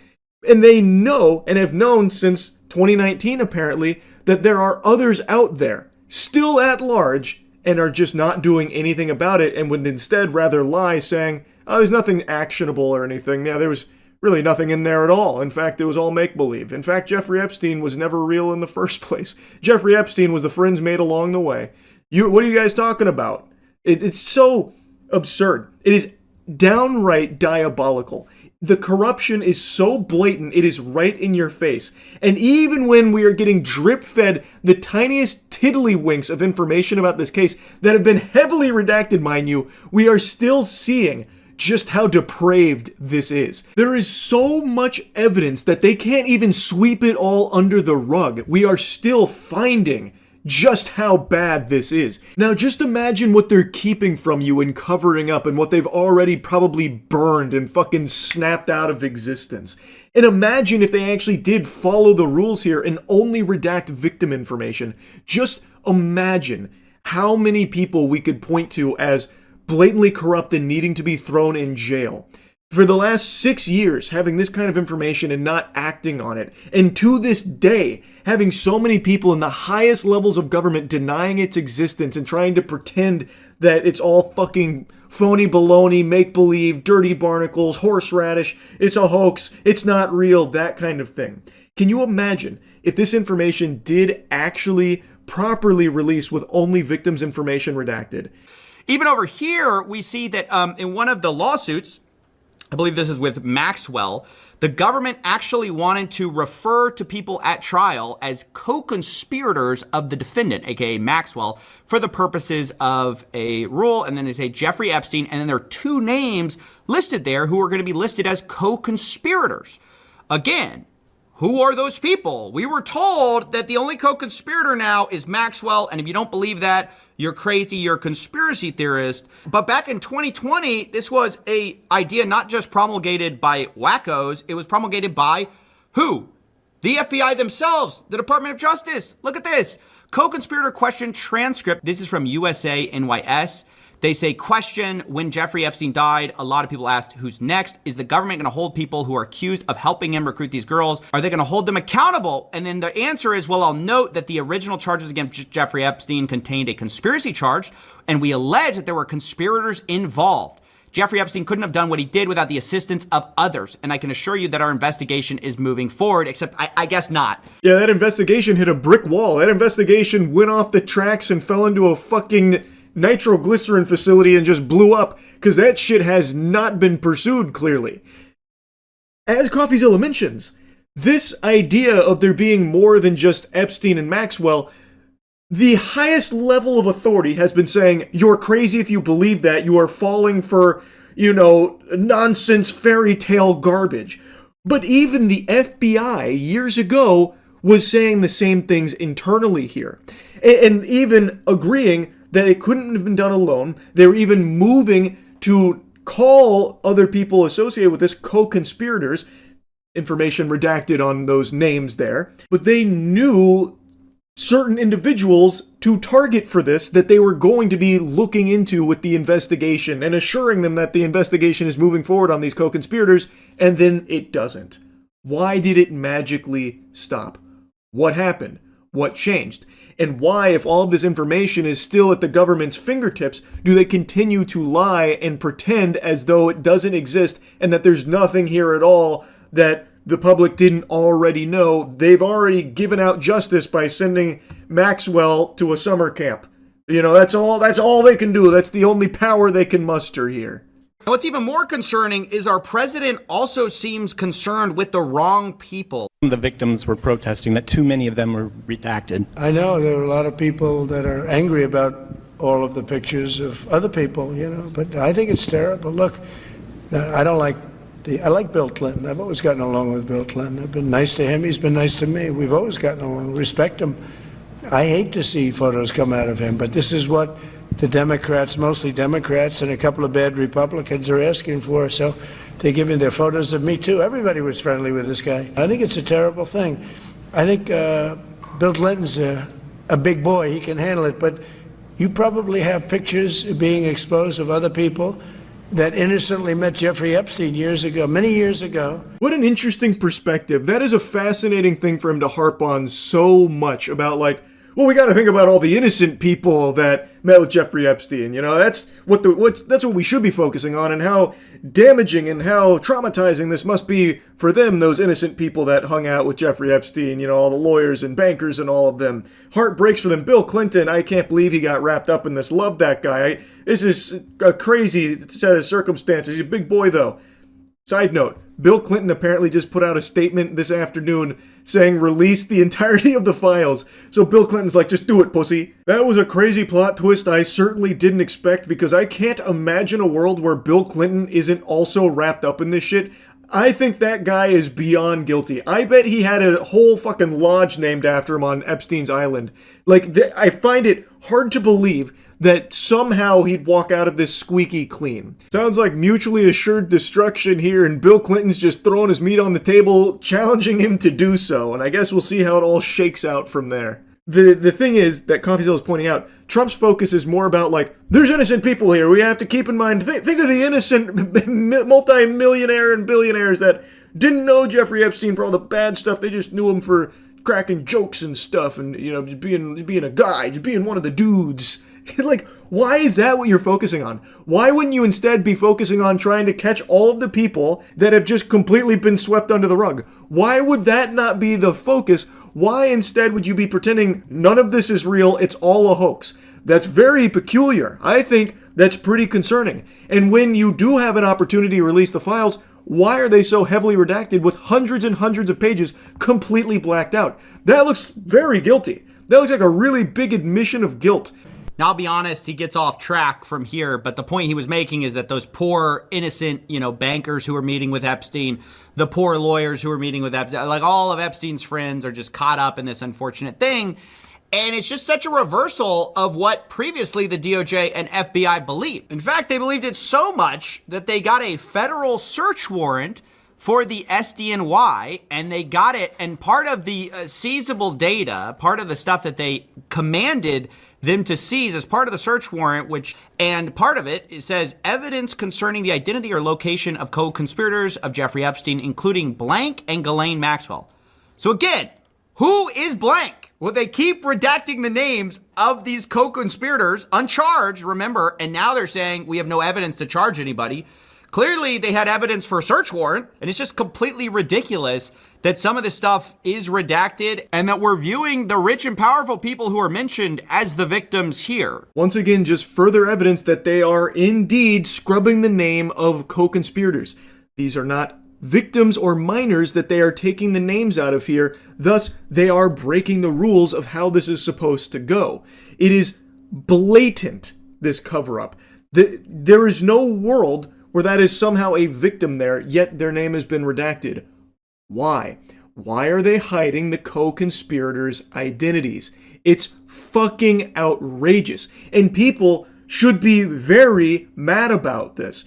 But I have no doubt, again, it's 5 a.m. right now, so I haven't seen like the full response to all of this now being out there, but I know there's going to be people that are butt-chugging the Kool-Aid to such an unbelievable degree that the delusion has fully taken hold that they're going to go through these mental gymnastics to explain why, actually, there's nothing fishy going on here. This is totally normal. They did everything by the book, and you're making a mountain out of a molehill. Clearly the most transparent administration in American history at work here, obviously.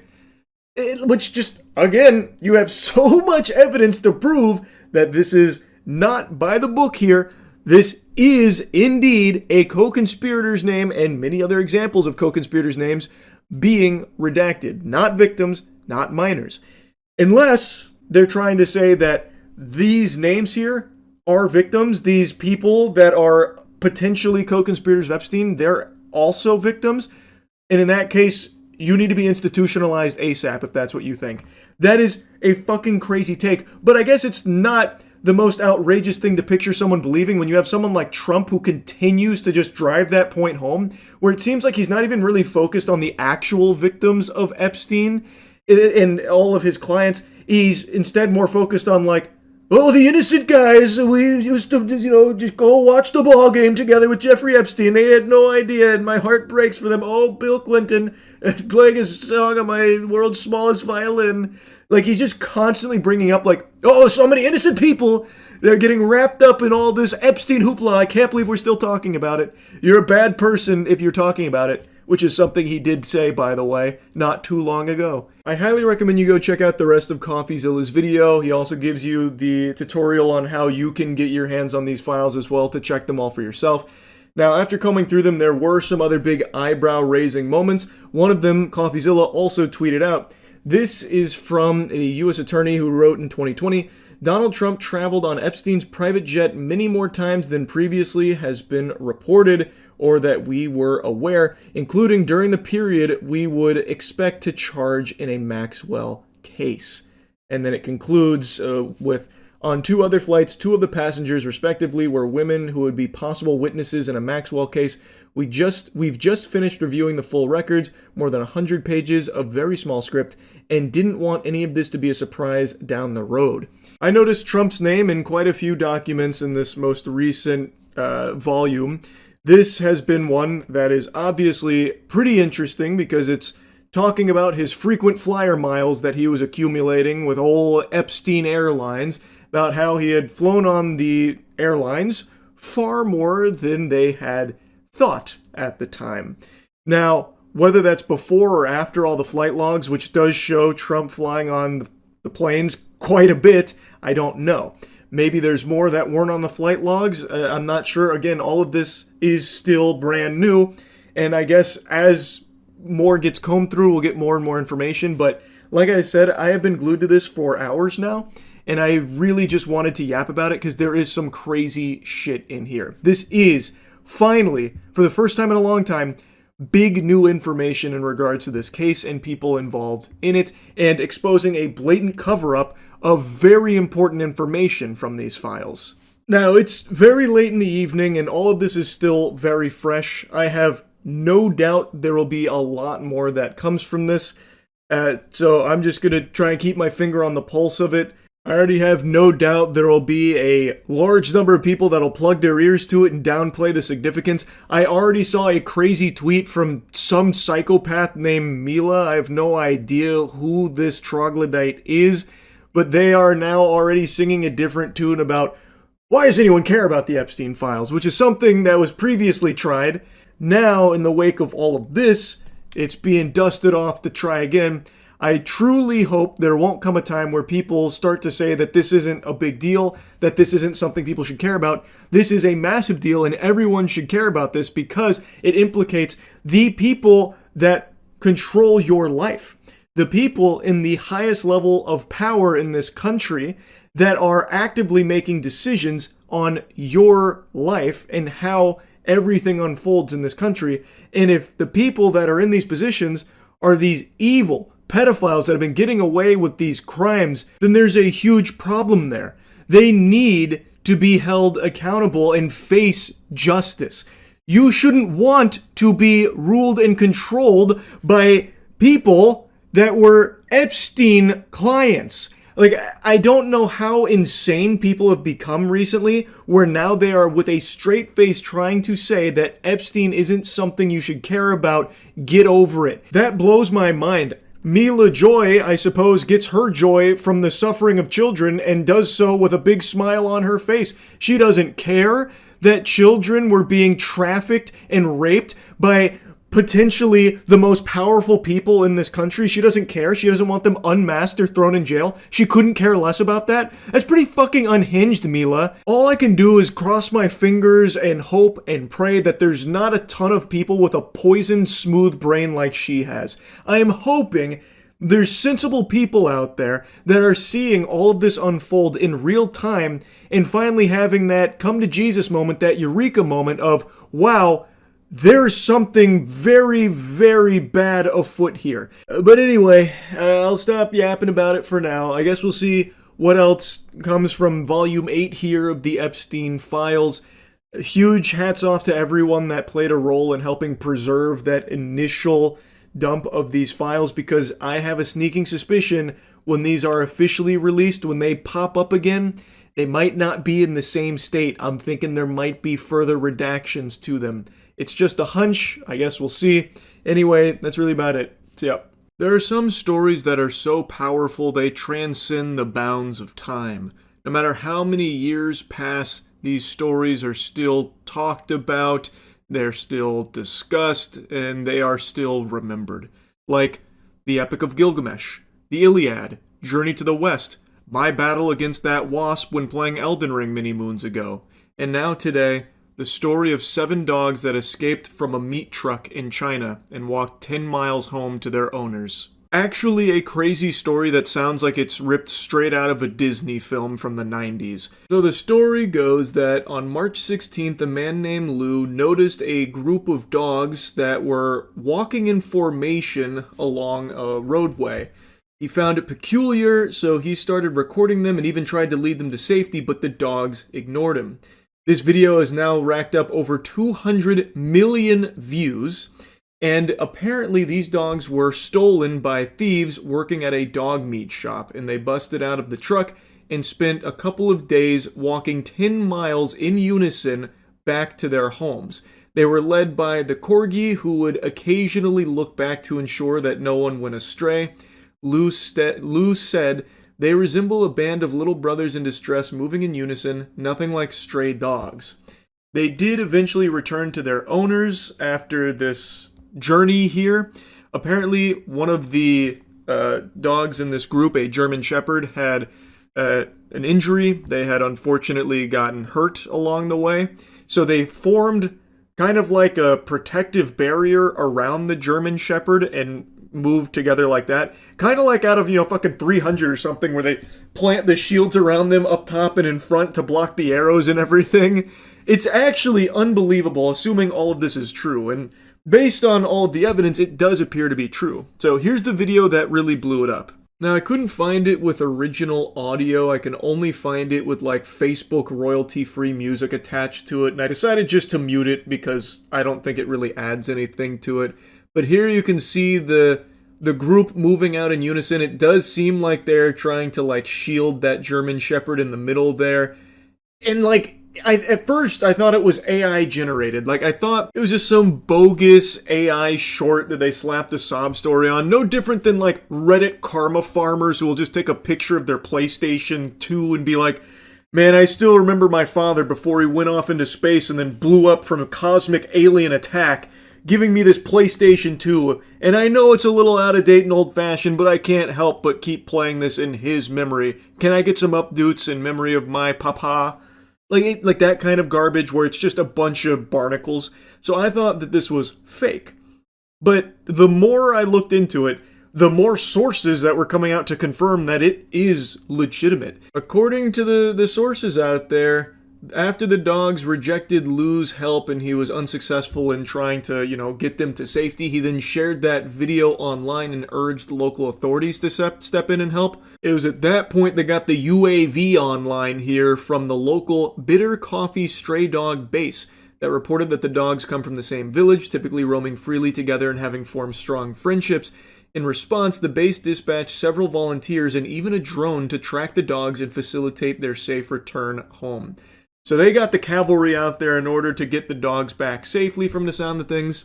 One volunteer claimed that individuals operating a dog meat shop had stolen the dogs, suggesting they may have escaped from a truck, though no witnesses saw their departure. So that component of the story about them escaping from a truck destined for a dog meat facility, which would have obviously spelt their doom, isn't fully confirmed. That hasn't been verified yet, though that seems to be what most sources are indicating is likely what caused them to be so far away, is that they were stolen for that purpose.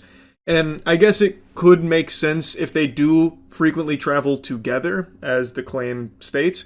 If they were all together and then someone just came through and got all of them at once, that would explain how they got the whole kit and caboodle here. But again, it's not fully confirmed or anything like that. But what is true is that this group of 7 dogs was traveling for quite a while, covering miles of distance to get back to their village, to get back home. And they did it all together as like one coordinated troop. It's fucking incredible, actually. Assuming, of course, it is all true, which, again, all the sources I can find seem to agree that it is. One of the owners has apparently come forward talking about the relief. They were the owner of the German Shepherd and the Golden Retriever, stating how happy they are to have them back and fortunate that they were able to return to them. I also saw a couple other images capturing their journey. So yeah, I personally believe that it's real, and man, that shit is crazy. Like, I'm very happy that they made it back safely. As of now, this is all the information that's available. I'm hoping there'll be some additional information and a follow-up investigation trying to find the thieves that were responsible for taking the dogs, and hopefully they'll be brought to justice. It is a crime, what they did. It is 100% a crime, so hopefully they get punished for it. Anyway, even though this is a story about dogs finding their way home, there really is just something inspirational about it to a certain degree, to see this kind of gumption, to see them band together and go over the course of a couple days, many miles home against all the odds and get back safely all together as one unit is really just something super incredible. So yeah, I just wanted to yap about it a bit. That's it. So yeah. It's not often that a game actually surprises me. Usually I'm pretty good at watching a trailer for a game and having a pretty strong sense of if I'm going to like it or not. I always do approach them with open mind and open cheeks. I'm always willing to be, proven wrong on my preconceptions coming in, whether it's positive or negative. If there's something I think I'm going to love but ends up being trash, I'm more than willing to take that on the chin, or vice versa. If there's something I go in expecting abominable dog shit, but then I get served a wonderful, tasty cuisine, I don't just stubbornly stick and cling to what I expected going in. Point is, like your mother's legs, I'm always open. It's very rare, though, for a game to completely blindside me, and that's what just happened with High on Life 2. I fucking hated the first High on Life. I despised it. There was pretty much nothing in that game I liked other than the idea behind the guns, because it reminded me of Oddworld. but everything sucked major ass. It sucked farts through a crazy straw. I couldn't stand playing it. It was janky. It was boring. The writing didn't make me laugh. None of the characters ever shut the fuck up for even a second. It was just unrelenting cringe, and I just felt like the game overall was a snooze fest. I didn't like anything about the first High on Life. And High on Life 2 gets announced, and it looked a little better, but I thought for sure there's no way this was going to win me over. There's no way I was going to like it. But since I play like every game ever made for my gaming channel, I give all of them a fair shake. I, of course, checked out High on Life 2. Much to my delight, the game actually slaps. But it has one unforgivable sin, and if you've seen any of the reviews, you already know what I'm going to mention: the performance. The performance of High on Life 2 for the vast majority of players is unforgivable. It shouldn't have released in this state. For a lot of players, it doesn't even work. And that is completely unacceptable. They should have given this a little bit more time to bake in order to iron out those performance issues that so many players have been having. I've read that they've gotten a little better for some people, but still that doesn't excuse releasing a broken product. So that, of course, is a non-starter for a very good reason for a lot of people. I, however, did not have those performance issues outside of like the occasional stuttering and 1 or 2 crashes. So I got lucky in that regard, but I also have a fucking monster of a PC. So I want to give you my thoughts on it, and if you want to see the whole playthrough, it's up on Moist Critical Gaming. Go subscribe. Basically every game ever made I am playing over there. Anyway, High on Life 2 is such a significant improvement in every possible area over the first one. It is much more fun to play, and I think the main thing that contributes to that is their emphasis on movement. So in High on Life 2, you have a skateboard. You get it very, very early. And the skateboard is fun, it is fast, it gives you movement options, you get air dash, you get grinds and shit. There's a lot that you can do with the skateboard that makes the movement feel very, very fast, which is great. But it's not just that that's an improvement, so let's take it from the top.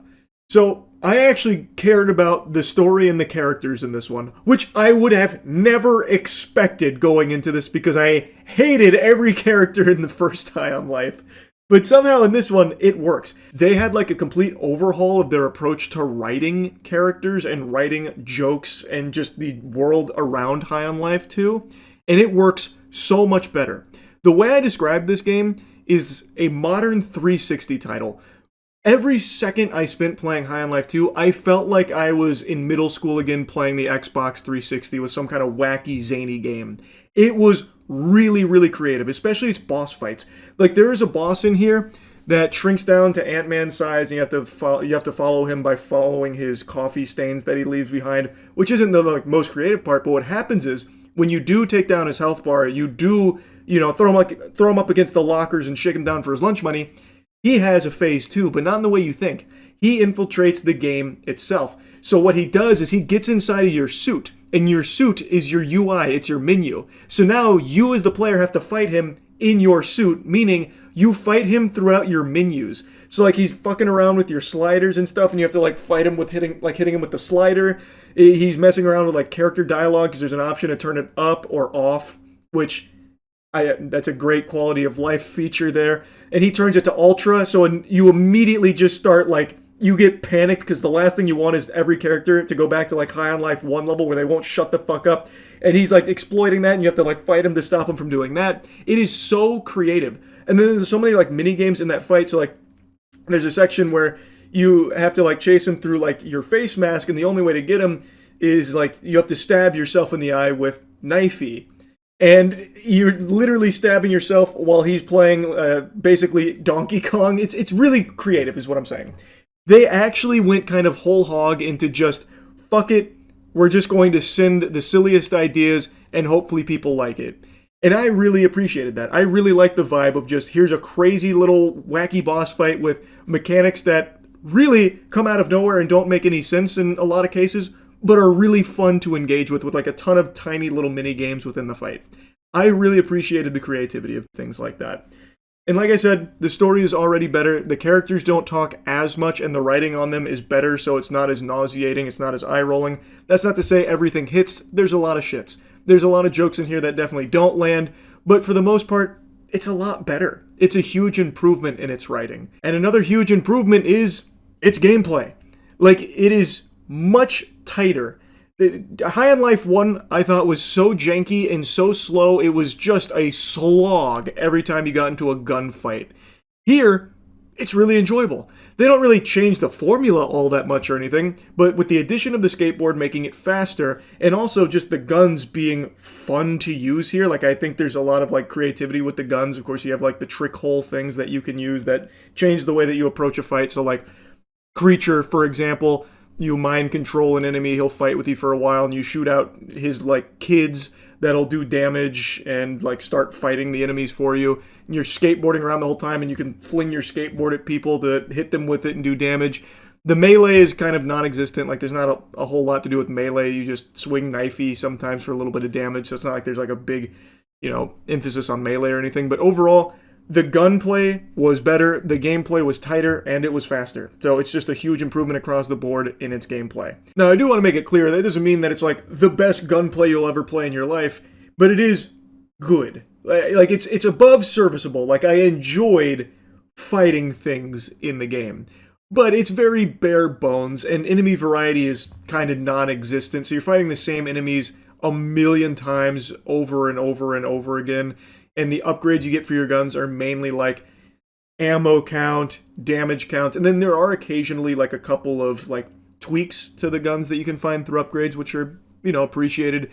But for the most part, it's very simple stuff. Like, there's nothing overly deep about its gameplay or its mechanics. It's all very simple, but it's done well enough that it's enjoyable. Another nice thing about the game is there's quite a bit to do. So I spent 9 hours on it, and I only did one side quest. I didn't do like a whole lot of exploring or side quests. I did like a little bit, but not much.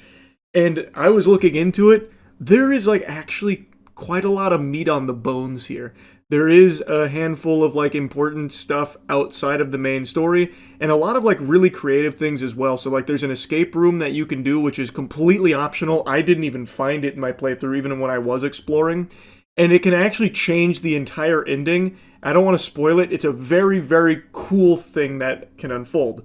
And there's a lot of things like that in High on Life 2. So if you're someone that really likes to get lost in a world and likes to see, some things change as a result of choices you make, High on Life 2 actually has that. Which, again, I would have never fucking expected. The end of the game, a lot of choices I made throughout the game ended up playing a significant role. Again, I don't want to spoil it, because it's very, very creative in how it utilizes your choices at the end. It was impressive. Really, everything about High on Life 2 shocked me. Because, again, I hated the first one, and I had no expectations at all with this one. And I was kind of blown away. Now, not to get like carried away here, the game isn't like, a masterpiece or anything. It's still got plenty of flaws. And like I said, it is a very, very simple game. But I think that's what made me appreciate it so much. It really made me feel like I was playing like a 2009 Xbox 360 game that just unapologetically threw all kinds of quirky fucking ideas at the wall and just threw them all in a pot and, popped this puppy out here. And some of it works, some of it doesn't. And I really enjoyed that. I really, really did. So, yeah, I wanted to just make a review on this one, because this is probably the most surprised I've been with a game in a while. It's not my favorite game of the year or anything. That still goes to Neo 3. But, man, was this delightful. That's really about it. So, yeah. I'm going to try and use my power of incorrect predictions for good instead of evil. I will boldly, proudly, with my whole chest state that Bloodborne 2 will not be revealed at the Game Awards. A statement I didn't even think needed to be uttered, but the hopium, it's overflowing right now. The cup runneth over here for people to see Bloodborne 2 at the Game Awards next week, because Jeff Keighley posted a wacky statue, which does look very cool. It's a very aesthetically pleasing little doodad there, a little doohickey. And then there was a reply to it with a bunch of, like, redacted information, like it was fucking Epstein files there at the Game Awards. And this sent people into a frenzy trying to find ways to brute force Bloodborne into it, to make it seem like this is confirmation it'll be Bloodborne 2.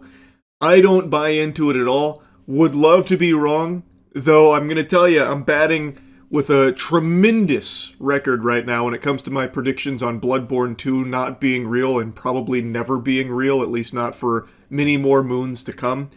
But anyway, let me show you the statue, let me show you the Game Awards riddle around it so you can start forming your own thoughts on what it could be.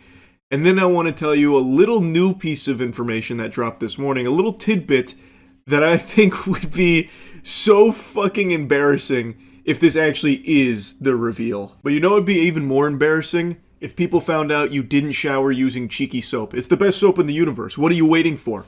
And right now is the perfect time around the holiday season because Queso and I just got our collab soap out. We got the Naughty and Nice. So go to usecheeky.com right now and really upgrade your hygiene game.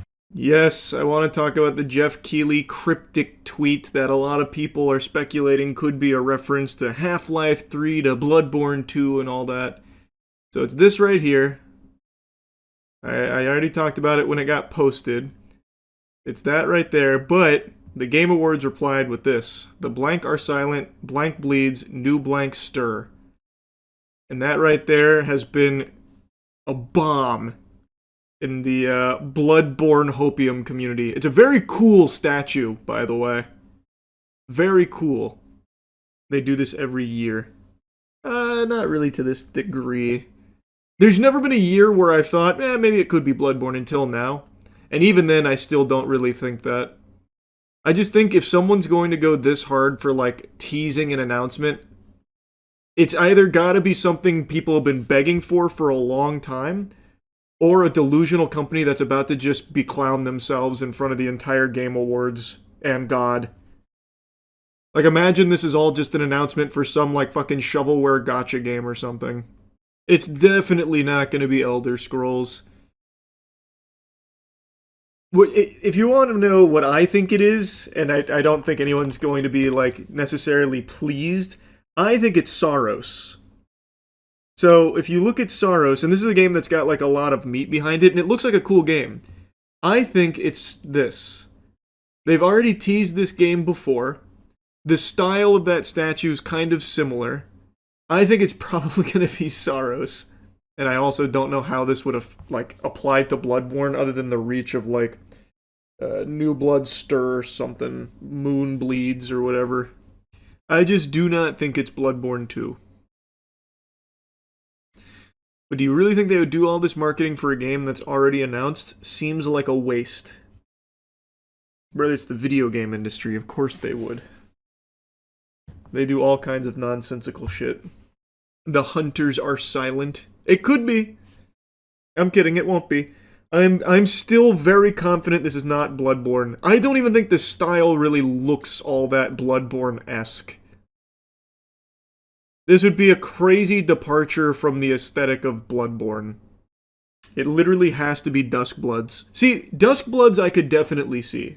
Since we don't know a ton about it, it is FromSoft, so they'd probably go hog wild for it. I could definitely see it being Duskbloods. Diablo 4, maybe. That would be the most deflating shit. That'd be worse than a gacha game announcement.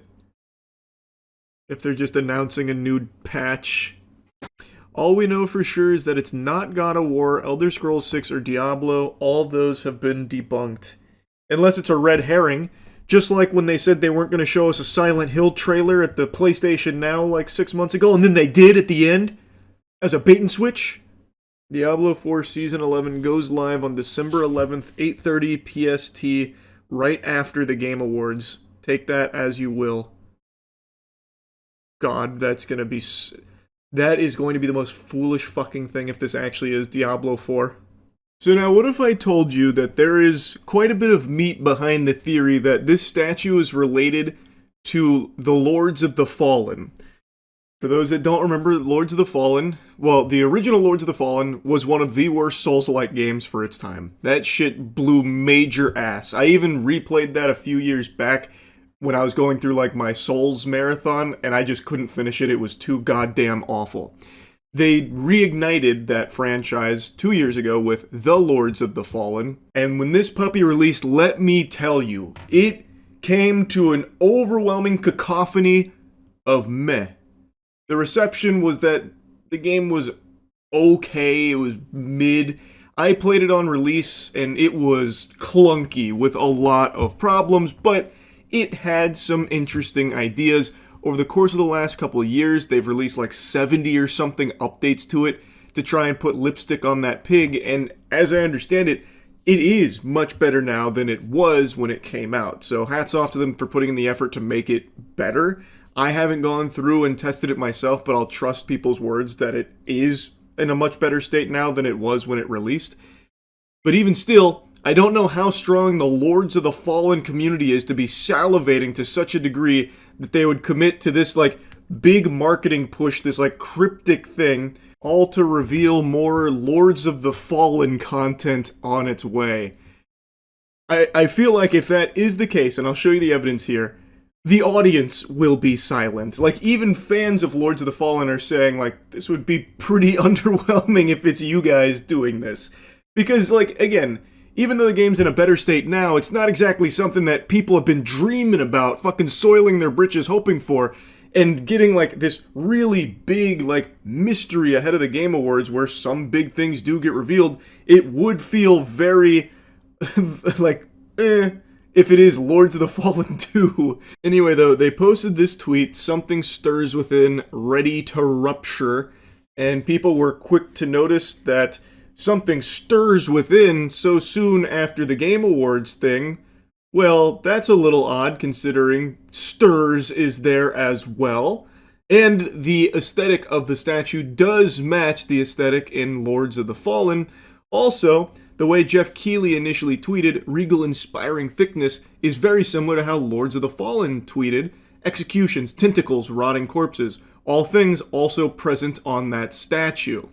There is also mention on their Twitter of blood and bleeding. They like to use the word bleed a lot. So there are some things that seem to suggest this could be Lords of the Fallen related. But nothing concrete, nothing confirmed, but that right now seems to be the leading theory. And if that is the case, wow, what a letdown that will be. Like, I hope Lords of the Fallen 2 will be great and a huge improvement on the first one. But man, to get like everyone's hopes up that this could be something that we've been waiting for a long time, only to have it be Lords of the Fallen 2, would be such a shame. I feel like there'd be very few people that would find that satisfying if that's the reveal. I don't think there's gonna be fucking people pumping their fist, "Oh yeah!" or anything like that. But we'll see. Again, it's not confirmed to be Lords of the Fallen 2. This could still very well be something else, something big. But I don't think it's going to be any of, like, the crazy pie-in-the-sky ones. I don't think it's going to be Bloodborne 2. I think there's a fucking 0% chance of that. I think I'll probably hit a growth spurt before that game ever comes out. I don't think this is Half-Life 3 related at all. And I don't think this is Elder Scrolls related either. So, anyway, I just wanted to talk about this a bit. That's it. See ya. For a couple days now, there's been a video YouTube's been shoving down my throat, recommended out the wazoo, and tonight finally caved and decided to give it a peek. It's called "Pulling Over the Police Doesn't End Well" from Midwest Safety. And as advertised in the title, this citizen's arrest attempt does not go swimmingly. Far from it. An officer pulls to the curb for a civilian following behind, honking their horn and flashing their lights constantly. After the civilian passes, the officer initiates a traffic stop. The reason I stopped you is because you were honking at me and following at an unsafe distance? No, I wasn't. Okay. Okay, do you have your driver's license on you? I sure don't. The chess master has made his move. There was no pressure, yet the quarterback still fumbled here. This gentle Sir Redditor tipped his fedora to the officer, and he's got him right where he wants her. So he was following her, honking, making a ruckus, flashing his lights, in what seems to be an attempt to get the officer to pull over so he could give her a stern talking to.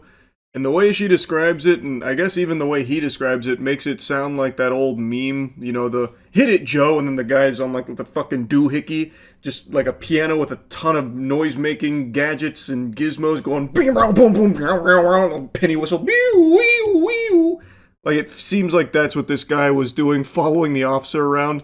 So she like pulled over to let him pass, and then eventually just pulled him over to figure out what the fuck is going on. You better call your chief right now, you fucking. That's not very nice. Well, I have the right to fucking pull you over. You were on the phone and you were doing something wrong. So and you were not. So you were trying to pull me over? Did you not see the lights flashing? Okay, sounds good. Get your chief down here now. He's not coming. Yeah, he is. And you're not free yet. I'm asking for your supervisor. Supervisor can come down, but not my chief. Your supervisor's gonna come here. Okay. Because you have no business pulling me over. Okay. But you were trying to pull me over. I didn't do nothing wrong. I was behind you.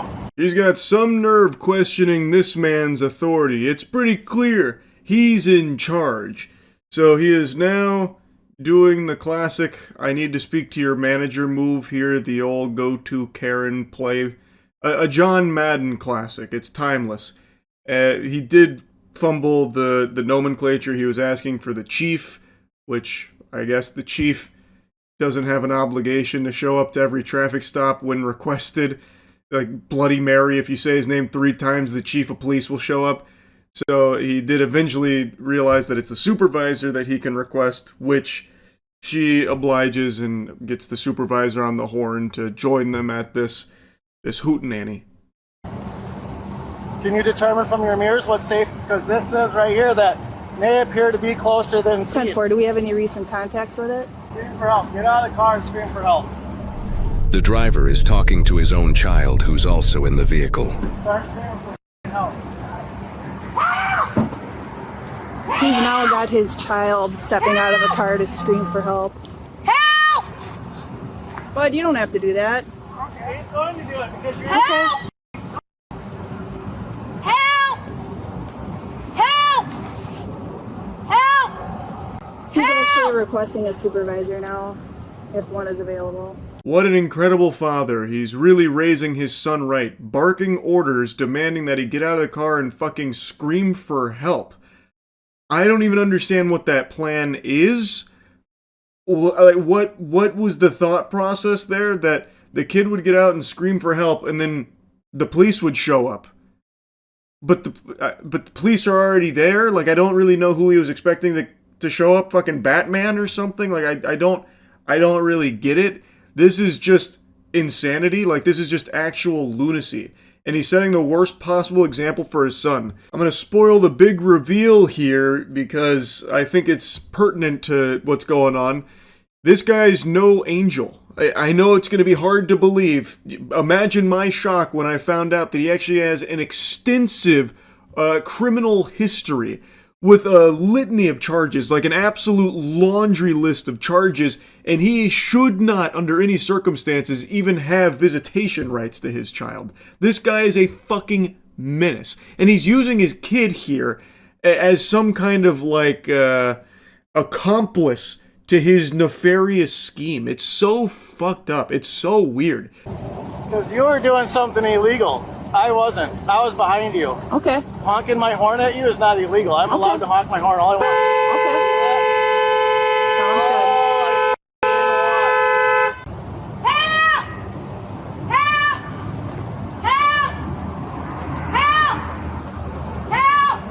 What a circus he has created here. Entirely avoidable, by the way. This guy went out of his way in order to find shit to get himself into. He literally tried to find ways to steam his own ham by following the officer around apparently super closely, blasting his horn and flashing his lights and shit like it was some kind of like kaiju attack, and he was trying to warn everyone about the impending danger.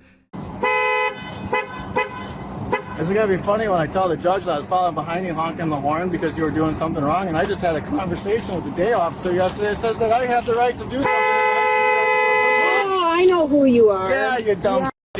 Okay, perfect. I cut out a lot here because it's mainly just him headbutting the horn non-stop. It's such an annoying pest. And now he kind of lets it slip. The cat's out of the bag that he's already had talks with officers, even as recent as yesterday. And then it dawns on her who this guy is. Other officers arrive at the scene. They also know who this guy is because he is a frequent nuisance. This fat yesterday was on the phone with me yesterday, and that's why she's here now. Hey, Joe. What's up, man? I'm the supervisor. You want to talk to somebody? Yes. Can I get out for a second? Just stay put. I can talk to you right here. Okay. I was coming off of Ellis Street. This dumb came off of fucking Main Street. Had no blinker on when she made the turn. She was as well on her phone. I followed her down the road because I talked to somebody yesterday that made it very clear that if I had a problem with one of the officers that I can most definitely make a complaint about it. Okay. So I was following her down the road to figure out who she was, and I was flashing my light and honking my horn. Were you behind her or in front of her? I was behind her. Okay. What a story, Joe. A riveting tale indeed. So he wanted to follow her, find out who she was so he could make a complaint about her not using a turn signal and apparently being on her phone. That was the plan. And things went tits up real quick. So he's now talking about like a ticket that she's trying to give him for all of the hoopla that's being caused here, which has only set Joe off even further. He is now fully deranged and has gone feral because of that, and no matter what the supervisor says, it's already too far gone. He is a powder keg that is in the process of blowing, and he can't stop blowing. And now she thinks she has the right to give me a ticket for honking my horn? I got every right to honk my horn. How close were you to her? I was a car length behind her. Okay. She swerved and hit the curb like a dumb bitch with her car over here. Yeah, so he could go around me. And I was nowhere close to being by her. Did I drive any closer to anybody else than I do any other day in the world? So, once again, this guy uses his kid as some kind of criminal sidekick, like a lackey here, to try and help him out of this pickle that he himself has put himself in. So now he's having his kid vouch that he wasn't following any closer to the officer than he does for any car on the road, which is scary, because this guy is probably up every single car's ass if he perceives that there is something out there that they may have done that he didn't like. And also, this guy looks like he is just actually on some very heavy drugs. This guy looks like he is off his gourd right now. Look at these eyes. That is a soulless stare of the devil. This guy looks crazy. For flashing your lights or what? She said I was honking my horn at her because I was trying to get her to stop. I was not following too closely. Okay. Can you guys prove it? What is the law when it follows too closely? What does the mirror say when you read that? What does that say? If you guys are so smart. Objects in mirror appear closer than they are. It has nothing to do with what it says on the mirror. Yeah, it does. It is a lawful statement on there. Why do you always have to be so confrontational when you deal with us? I'm gonna be honest, I really like that line of thinking that Joe cooks up there. Read what the car mirror says. Objects in mirror may be closer than they appear. He can't quite read that. He's fuming too much. He's seeing red, so he's gone full illiterate. But he's trying his best. He knows that there's words on there that say something to that effect, but he can't quite get them out. But the idea that he's trying to get across is that he wasn't following too close. She has been deceived by the mirrors, which clearly state that they may seem closer than they appear, thus reality is distorted. You've fallen for his trap. Joe wins. That's the idea here. The mirrors prove he's right. Because you guys, listen, this is about transparency. I have been being harassed by my neighbors time after time again, and you guys allow it to happen. This called me yesterday harassing me, and then now she's pulling me over because she's breaking the law. And you guys want to write me a ticket because you don't want to sit in front of a judge in front of one of your... Talking on her cell phone? Is it against the law to be using electronic devices while operating a vehicle? Is it against the law in the state of Wisconsin? Not to talk on your cell phone like this. No, it is not. Since when is it not to... The officer then goes on to explain the law about being on your phone in the state of Wisconsin, which actually somehow gets through to Joe, at least temporarily. It breaches his defenses where he's like, oh, okay. But of course, it's not, you can't put the toothpaste back in the tube. He's already upset. So, even though that does dawn on him that maybe there wasn't a law being broken there and that this is a whole bunch of nothing, making a mountain out of a molehill, he's still mad, and thus he needs to take out his wrath. We can take it to court, and we can make this a thing with Madison. That's your right to take it to court, Joel. Just like you took that disorderly conduct ticket to court when we dealt with you down at the This school. dumb bitch literally Listen, said in front of my kids it ain't that gonna do you any good I don't arguing. give a dude. What are you gonna do? Not a thing. Because obviously you're letting this fat do what the she wants anyways. She's just doing her job. No, she's if not. If you don't agree with it, you can argue How in is court. she doing her We're job? not gonna argue What out is the here. law when it comes? Joe continues to try and alt. The officer sounds extremely tired of it. No one here besides Joe even seems mad. Like, this guy is spitting and shitting, throwing this temper tantrum, saying all of these nasty, mean things, and nobody even really cares. They just want to go back to their day.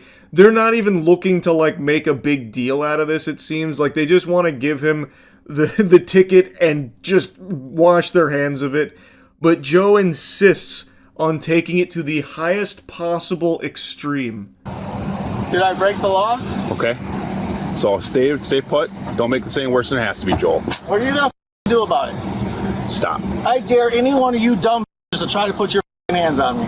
Just stop. We don't want to have to. No, you started this. You're allowing your I didn't officer. start anything. No, I was behind your fat officer. If you be quiet and give us a minute, we'll be done here. No, there's no minute, you dumb. Well, whatever, Joel. Obviously, we're not going to come to any sort of agreement here. I do love that line there from Joe as well. You started this. As Joe was literally the one that, like, peeled off in order to try and get this officer to pull over for this whole song and dance that he had brainstormed. It's a very interesting strategy. I can't say I quite understand fully the Joe gambit, but all power to him, I suppose. Disorderly conduct, a ticket? Was going to be a ticket, but now it's not. Joel, you make this stuff worse, dude, by the way You guys did this. This fat called me yesterday. Just stop. Joel, knock it off. She got me by the throat! She's got me by the throat! Stop. She's got me by the throat! Come on. She's got me by the throat! Joel. She's got me by the throat! She's got me by the throat! Stop. She's got me by the throat! Okay. Dude, you're on a camera. Oh. She's got me by the throat! Joe, nobody's got you by the throat. She's got me by the throat! Officers, please, can't you see he's being attacked by a ghost? There's a ghost and they're strangling him like Homer Simpson to Bart. Do something. Get the Spectral Patrol out there to take down this rabid ghost that's attacking his throat. Oh my goodness, this is horrifying stuff we're seeing here. So yeah, it's probably pretty clear to you now, but they decided tickets wouldn't cut it here. It wasn't really working, so they decided to slap him with a disorderly conduct charge and take him in. I'm not gonna bother showing any more of his, like, tug of war with the police while they try and get him in the back of the cruiser. And to think that it all could have been avoided if that officer didn't just call him yesterday. What was that about, huh? Free my man Joe. He did nothing wrong. This was all, the officer's fault for driving, I guess. With Joe on the road. Driving while Joe on the road, that's a punishable offense. Joe owns those streets. You will drive the way Joe instructs you to. You are NPCs in Joe's world, and if you are a little out of line, you best be saying your prayers, because Lord help us, Joe's gonna be trying to pull that ass over, I guess. I don't even understand what all of this was about. I have no idea what he's talking about with her calling him yesterday. I haven't the slightest fucking clue what that's about, but it seems like Joe is a daily problem in the area, so it seems like he basically has some kind of confrontation with police every day. So maybe she had responded to something yesterday that involved him. I really don't know. It's just so fucking outrageous. As the name of the video led me to believe, him pulling over the officer did not go well for him. An officer remained with Joe's child until his grandmother arrived to pick him and the vehicle up. Joe was charged with resisting obstructing an officer, disorderly conduct, and battery to a law enforcement officer. While the suspect never sued over this matter as promised, court records indicate the suspect has been repeatedly sued in court for injunctions against abusive conduct, failing to pay rent, repeated issues of failing to pay child support, disputes over child paternity, failing to pay rent, and civil evictions. In both both 2023 and 2024, the suspect was prohibited against engaging in conduct or contact with certain victims he had previously targeted. The suspect also has an extensive criminal history, listing dozens of suspected misdemeanor and felony charges. Sure, it might seem like most of Joe's life is dedicated to just being a piece of shit, but I think this one that we just watched in the body cam is probably the one where he finally has his come to Jesus moment and realizes that he's got a problem and needs help. And this is probably the one that sets him on the right path, I bet. He probably learned his lesson this time around. I think I can't remember, I'm going off memory, but I think he got like 12 months probation and was required to write an apology to the officers at this scene, as well as attend anger management courses. Maybe that did the trick. Maybe that was finally the one that got Joe on the straight and narrow. I have no clue. Anyway, though, just wanted to yap about this a bit. That's it. So, yeah. It takes a big man to resist the primal urge to say, "I told you so," when it turns out they were right when everyone was saying they were wrong. I am not that big of a man. I'm only 5'6". I'm fun size, baby. I'm petite. So here's me saying I told you so. 8 days ago, I made a video called I Don't Believe It, talking about how everyone was parading around and celebrating that Nina Lynn had been permanently banned on Twitch based on literally zero evidence whatsoever. No statements from Twitch, no nothing. In fact, Nina herself even said that's not true, but people still said she's full of barnacles, she's definitely permabanned, off nothing but pure hopium and fantasy. I went against the grain saying I don't think that's the case. I don't think Twitch is going to have her permanently banned, but would love to be wrong. Fast forward to right now, turns out I wasn't wrong. She is unbanned and literally streaming this very moment. And if you turn your attention to her chat, you get a peek inside what Arkham Asylum must look like in the modern age. I cannot imagine, I can't even picture what losers must look like that are spamming W in a Nina Lynn stream. This is sexual assault superstar Nina Lynn, and people are excited to see her content again. Using the term content very loosey-goosey there because all she does is go on stream and whine about her haters and how much she doesn't care and actually loves her haters. Stay mad, fuck your mom, and then she'll go out in public with fake bravado and pretending to be all tough. It's just absurd to even imagine someone being entertained with those jingling keys because basically she just goes out and just says, "Fuck your mom!" and that's it. But maybe they're very excited to shower with money because they're hoping they'll be her next sexual assault victim. Maybe that's what they're sitting their fingers crossed with as they throw dollars out of their wallet at her. A brief lore recap for those that are blissfully unaware of who she is. She is a streamer who has on stream sexually assaulted someone and then turned it into a joke after the fact, even said that they should be embarrassed to even feel like they got sexually assaulted. She then also stole from Target on stream and then bragged about how much she steals from Target. All of this broadcast on Twitch, mind you. And she hasn't been permanently banned for it. She got 3-week ban in total. So I think it's a pretty clear message from Twitch that they don't take crimes like sexual assault or stealing all that seriously. Though they're willing to turn the other cheek if you're bringing in some viewership and some money to Twitch. A pretty awesome message to be sending to the community where sexual assault savant Nina Lynn is welcomed back with open arms from Twitch itself, even after unapologetically broadcasting it and then turning the sexual assault event into a joke on her stream, as if it's not a big deal and doesn't matter or anything. You've really outdone yourself here, Twitch. It's actually unbelievable. There is no clear consistency with the way Twitch enforces their rules. So you can commit serious crimes like sexual assault on Twitch, but if you're popular enough, that's okay. They'll let that slide after a couple weeks of vacation, which, by the way, wasn't because of the sexual assault. The 3-week ban was because of the stealing from Target. And I feel like they were probably trying to make up for like only banning her for like 24 hours or whatever it was after the sexual assault. But even then, 3 weeks... Yeah, I'm sure Nina Lynn really learned her lesson, and it definitely sounds like she did on her return stream, that's for sure. There is no consistency to how Twitch enforces their own rules. So, a notable example is, in 2023, a streamer named Scumnut got indefinitely banned for a joke where he typed, "I'll kick you to death" in one of his friends' chat, in reference to a God of War run he was doing, which was kick only. This was one message to a friend of his that was clearly in jest, and he received a year-long ban and only got the ban lifted because that friend was able to argue with Twitch staff himself to get Scumnut back on the platform. Like, imagine a world where you get banned for a year for what is clearly a very quick one-message joke to a friend of yours, yet sexual assault and other crimes are only punished for 3 weeks. It's absurd. Anyway, let's take a quick peek at the intro to Nina Lynn's return stream. There's no point in diving into a lot of it, because all it is her just being, like, really loud and obnoxious. Even after this whole ban, listen, bro! The haters gon' hate! But listen, ain't no better marketing team than the haters. I'll tell you that right now. Guys, I'm not even joking when I tell you this. Bro, I love it. I love it, bro. I love the support, the hate, the everything, bro. We love all that shit. We love all that shit. Give it to me, bitch. Oh my God. Oh my God. The Girl Wonder. The Girl Wonder with the 10. I saw you earlier. You was giving out 5s and shit too.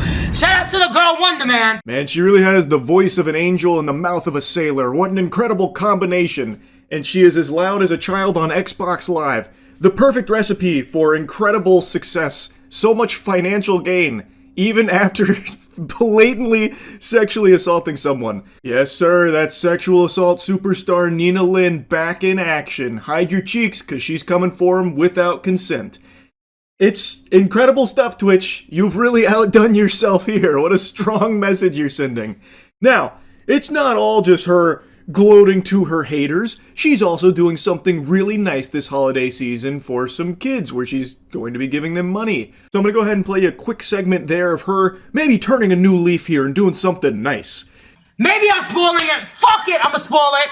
I have some news for y'all. I also have, tomorrow we are giving 120 to 100 orphans or, recreational kids that we're gonna be donating money. We got some sponsors on deck. I'm gonna invite you guys on it.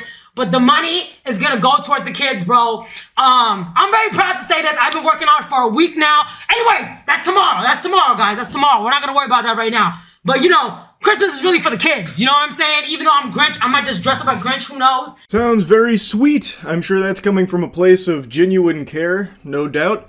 Now, one thing I couldn't help but notice when watching her return stream is a lot of people in her chat were very upset she was wearing a mask. So there's some people that were spamming take the mask off, some of them caps locking, mask off, that kind of thing. There was even one guy multiple times begging, please take the mask off, and then pleading to mods, make her take the mask off.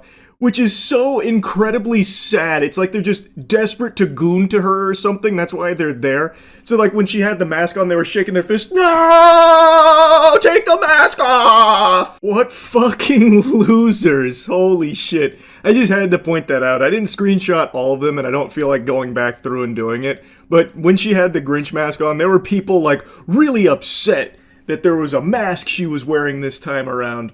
But anyway, this whole thing is me just basically saying I told you so. I think Twitch has made it pretty clear here with this that there is a level of popularity you can achieve where Twitch is more than willing to let pretty much anything slide, including crimes.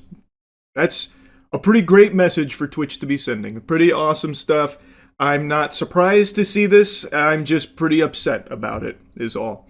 And I have no doubt Nina Lynn will continue to be very successful because it's not just Twitch that doesn't care. Look at her community. They don't give a fuck. They're spamming W's. There's that one guy who's like, my goat is always doing such nice things in the world, when Nina Lynn's entire brand, personality, and content is around making other people miserable, even going as far as sexually assaulting someone, stealing, threatening to beat up a stranger when they express their discomfort with her behavior in public. I don't exactly see how that's really blessing the world with sunshine and rainbows, but I guess that delusional paint chip eating, glue huffing chatter sees it differently. Either way, very sad shit. Twitch should be ashamed of themselves. That's really about it. So yeah, not something I normally make a video on, but I just saw the news about the fatal car crash that Anthony Joshua survived that unfortunately claimed the lives of two of his friends, Latz and Cena. A very tragic and just very sad accident that I think the reason I want to talk about it just kind of reminds you how quickly life can change like that. Because it was only like, what, a week ago? 2 weeks ago, maybe? Where Anthony Joshua just made, like $100 million or something like that with the Jake Paul fight. And now he went home to spend time with family in Nigeria and then just out of nowhere, a freak accident that ends with 2 of his friends dead and him with injuries as well. Based on the reports, they're not like serious injuries, but even still, the loss of his friends like that has got to be beyond traumatic. And there's quite a lot of footage of it because tons of people gathered around. It looked like they were gathering around for like the New Year's Eve ball drop. It was unbelievable the amount of people that crowded the crash and just started filming it, which I know is commonplace everywhere in the world. Anytime anything happens, the first thing people do is start filming. But in one of the longer clips, someone was like actually moving people out of the way that I believe were trying to help Anthony Joshua out of the car so they could get a better angle to film at. It was very disturbing.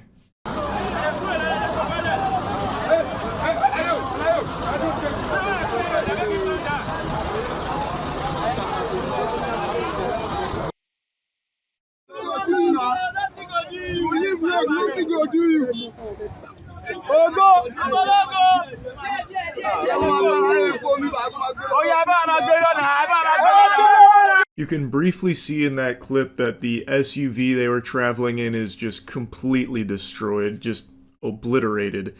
Now, according to officials, what they believe happened is that the SUV was attempting to overtake another vehicle on the road, so they traveled over the speed limit to overtake them, and while doing so, ended up crashing into a stationary truck, which led to the loss of life here. Just a horrible thing. Wishing the best for the families going forward. Anthony Joshua, according to people that have talked to him since this, is like physically okay. The injuries weren't like super severe. He's shaken up, which obviously makes sense. The fact that anyone is walking away from this accident alive is nothing shy of a miracle. The carnage is horrifying. Now, I want to make a little special mention here to the CNN article I read on this, because at the very end it had this statement: Joshua could not immediately be reached for a comment. No shit. You just blow in from Stupid Town? Obviously he's not going to immediately be scrambling to give you a statement for your piece. Why would you even bother, like, reaching out or trying to get a statement from him a mere, what, hour, 2 hours or something after a fatal car accident that claimed the lives of 2 of his best friends? That's crazy to me. That's just like a lack of humanity. Like, quick, get Joshua on the horn ASAP. We need to hear from him about what he's feeling right now so I can write about it and make money off it real quickly in my piece. What do you mean he doesn't want to talk to us? That doesn't make any sense. Fine, alright, I'll just go ahead and say he couldn't be reached for a comment. How selfish. I understand it's just like standard journalism, but that kind of thing always just rubs me the wrong way in the event of a tragedy where they try and like reach out to whoever survived it or something as quickly as they can so they can be like the first outlet to have a statement from them.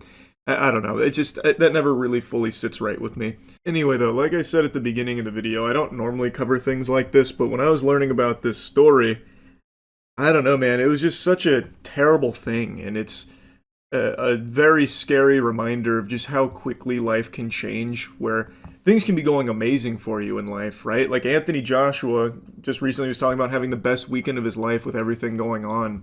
And then just from out of nowhere, at the height of everything going really well, a heartbreaking tragedy can occur. It's just sad and scary. It's just fucking terrifying. You've just got to cherish life every second of it. Every second you spend in this corporeal realm is a gift. And, you know, it's just, you never know what can happen. So I'm wishing the best to the families of Latz and Cena moving forward, and wishing a speedy recovery to Anthony Joshua and the other survivor from this tragedy. And I just kind of wanted to talk about this a little bit because when I was reading about it, man, it was horrifying stuff. So anyway, that's really about it. So yeah, I've recently been getting big into the UFC again. I'd always watched the big fights, and when I was in high school, I watched a lot more of it, especially GSP and Machida bouts. Lyoto Machida is my favorite fighter ever, but post-high school, I stopped watching as much and only tuned in to the big fights, and that's the way it's been for like the last 12, 15 years maybe, until recently. I've been getting more and more into the UFC, and as such, I've started hating Dana White more and more.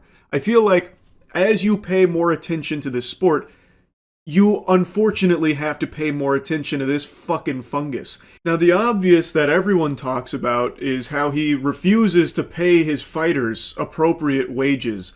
And I'm not even here to really dive into this can of worms here.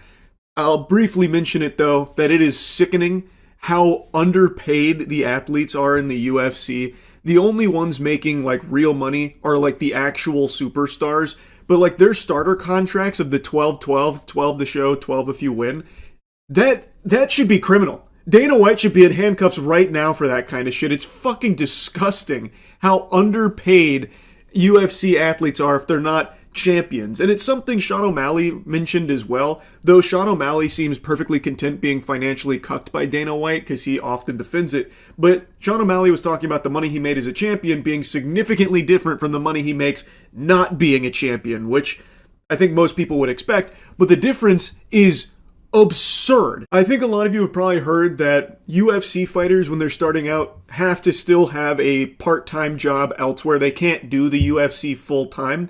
It's not until you are literally like a top 5 cream of the crop level athlete in the UFC that you can actually make livable money there, it seems. And the bonuses that they introduced are kind of just a band-aid for the problem of Dana White being too cheap to actually pay his athletes. And I also just saw reports this week that they are now no longer accommodating team travel. They're only compensating for the head coach. Another classy maneuver here from Dana Worm White, who just has to find all kinds of grubby penny-pinching schemes because we have to remember, the UFC is just a tiny little indie promotion that's merged with the fucking WWE, and the UFC only generated $1.5 billion in 2025. That's not nearly enough to satiate Dana White's gluttony. I know I said I wasn't going to fully open this can of worms, and I still haven't. This is the tip of the iceberg when it comes to UFC wages and how they just don't want to pay their fighters at all. Now, I'll go ahead and move on to some other Dana White dunk topics in recent memory here because he just keeps making a fucking fool of himself and I have to clown on him for it. But before that, I want to make a mention that I also despise the UFC-WWE merger. I am just counting down the days until Dana White falls into his K-hole and then really gets convinced that he should be more involved with the WWE, so he tries to start shoving his meat over there and strong-arming some of his ideas in place. Like, listen guys, let me pitch you on something. What about Stone Cold Steve Austin versus The Undertaker in a slippery dickory match? First one to hold the other's cock for a 3 count wins. Thoughts? Because I can just see him doing some dumb shit like that. He is just a factory of zero IQ ideas and even worse execution. Anyway though, I want to show you a clip that I just saw this morning. This is from an interview that I think is 2 months old, and I think it really showcases just how evil of a man Dana White is. Now, a little context before this clip plays, I don't think Dana White has any respect at all for his wife. A while ago, I made a video covering an incident where Dana White and his wife got into a bit of a slapping match at a New Year's Eve party in public. She had slapped Dana White, and then he responded by slapping her multiple times in public, in full view of everything. When I covered that, people were very upset with me for talking about it, and then even outright denying that it was real, that this didn't happen, this is a fucking lie. And then Dana White himself had to do like the world's smallest violin press tour about it, like, listen, don't defend me, this was bad. And I'm not trying to just regurgitate all the talking points from back then, but in the clip you can see he's already grabbing his wife when she slaps him, and then he slaps her multiple times and pushes her away. And it's not like he was in any danger here. Let's not pretend that he had just been attacked by fucking Brock Lesnar. This has been yapped about till the cows come home already. I know that. As everyone's already said numerous times, it's bad on all fronts. The slap from his wife is no good, and then the retaliation from him to slap her multiple times also very not good. The reason why I'm bringing this up again is because after what we've seen him do publicly, like in that instance, and now what he's also now just said publicly about what he made his wife do in regards to the birth of his child to compensate his schedule, it just really feels like the most loveless, miserable marriage imaginable. It just seems fucking terrible. My son Aiden, when she was pregnant with him, the due date was the Chuck Liddell fight. Oh, Lord. And I said to the doctor, this ain't going to work. This doesn't work for me. Man, I don't know where this medical field medicine is at, but so we scheduled a C-section to take him early. Oh, really? Yeah. So was she gonna go natural?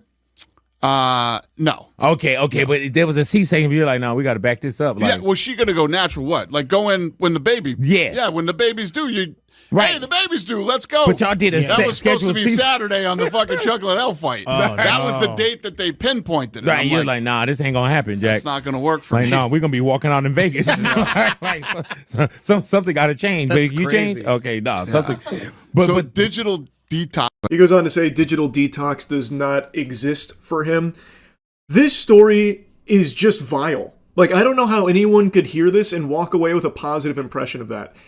He jeopardized the safety and the health of not just his wife, but also his fucking baby, so that way he could go to the Chuck Liddell fight. So he had his wife undergo a C-section early in order to compensate for his schedule so he could still make that fight. That's deplorable. And they're talking about it, like joking about it, jovial, like it's not something super serious. That's a huge deal. You're going to C-section your baby early solely so you can go to that fight.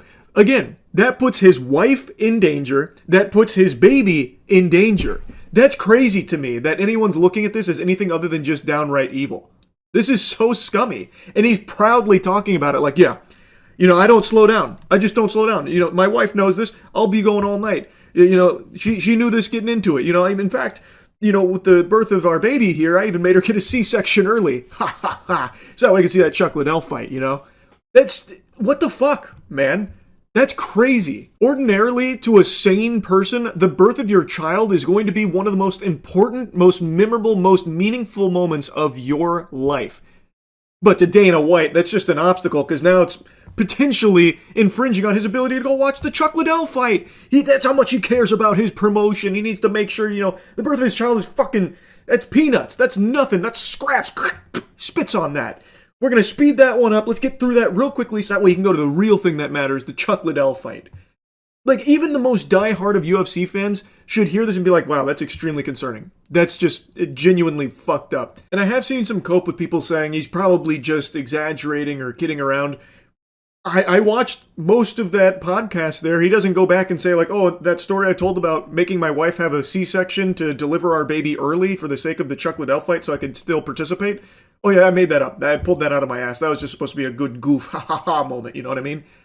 So as far as I'm aware, this is a very real thing that happened. Something that he is very proud of, which I think is just sick. I think that is extremely twisted. And I also think it showcases his perspective on the UFC, where I believe Dana White is under the impression that people watch the UFC for him. Like, I think he believes that he is the UFC, not the fighters. And that's, I think, also demonstrated in how he pays them, or really doesn't pay them. So, him making it of, like, paramount importance that he is there for the Chuck Liddell fight, because that's what matters, is that Dana White is there for it. So he's willing to make the sacrifice of his wife's safety, the safety of the baby, jeopardizing both of their health, for the sole sake of ensuring that he can still be there, because that is what people care about. It is, I think it's just super fucked up. I truly do. And I would also imagine that most people that watch the UFC probably have the same viewpoint I do on it, which is the fighters are the ones that make the UFC, not the other way around. I think if the UFC didn't have the talent that it does with the fighters that it has, it would not be in the same state that it is. Fighters are the ones that made the UFC successful. So I've seen a lot of fans and viewers online commenting or discussing what they perceive as a lot of AI-generated content in the broadcast that maybe wasn't in previous iterations of the UFC. Is this something that's coming with the Paramount deal, or just a new direction for the UFC, or do you have any insight on that? What does that mean? AI stuff, commercials, part of the promotional content, just AI in the UFC in general. I've seen fans complaining about. Oh, yeah? What are they complaining about? I guess I've seen people saying that the UFC should be paying artists instead of using generative AI, stuff like that. Give me a fucking break. AI's coming, and if we're using AI, who gives a shit? People are upset about it. We should use artists. How about this? Shut the fuck up and watch the fights. The most unsurprising statement ever uttered from a human being here. Dana White doesn't even pay the fighters. You think he cares about paying artists? Absolutely not. This fucking goober, this goddamn zombie would 1000% be using AI fighters if he could to save even more money on it. So it's not at all a shock to see him with this perspective about, like, who cares if we're not paying artists? Who cares if we're using AI? Just shut up and consume our slop. Just watch our AI and put your thumb in your mouth and be done with it. Naturally, that's what Dana White is going to say about it. And expect a lot more AI from Dana White as he starts to recognize more and more how much money he can save by just farting out AI-generated shit into the UFC programming. So don't expect that to stop anytime soon. He'll continue to go hog wild with the AI, which doesn't elevate the production or anything. It doesn't make it better. It does make it worse, but it saves Dana White money. And that's the most important thing to Dana White. There's so much more. There's just plenty I could keep poking around about when it comes to this fucking scumbag, but I've already been going here for a while yapping about it, so I'll go ahead and stop here. I do not like Dana White, but I really, really like the fighters in the UFC. It's such a fucking shame. Hopefully the day will come where they're actually paid appropriately for their talent and their hard work, but with Dana White still at the helm, I wouldn't hold my breath on it. It fucking sucks. He fucking sucks. Anyway, that's really about it. See ya. It's that time again where I drop trousers and plant a stinky one on Burger King. It is unbelievable how often I make fun of this company. I believe they have some of the worst fast food in the world. Your money would be better spent buying rats to eat than their food. It is just absolutely terrible. But the thing that keeps me shooting spitballs at them is they are addicted to awful, awful decisions. They're like the Ubisoft of fast food. They're just incapable of even accidentally stumbling into a good decision for their business, at least in America. Every time I mention this and go on this rant on stream, there's always someone like clockwork that says, but Charles, that's only in the States.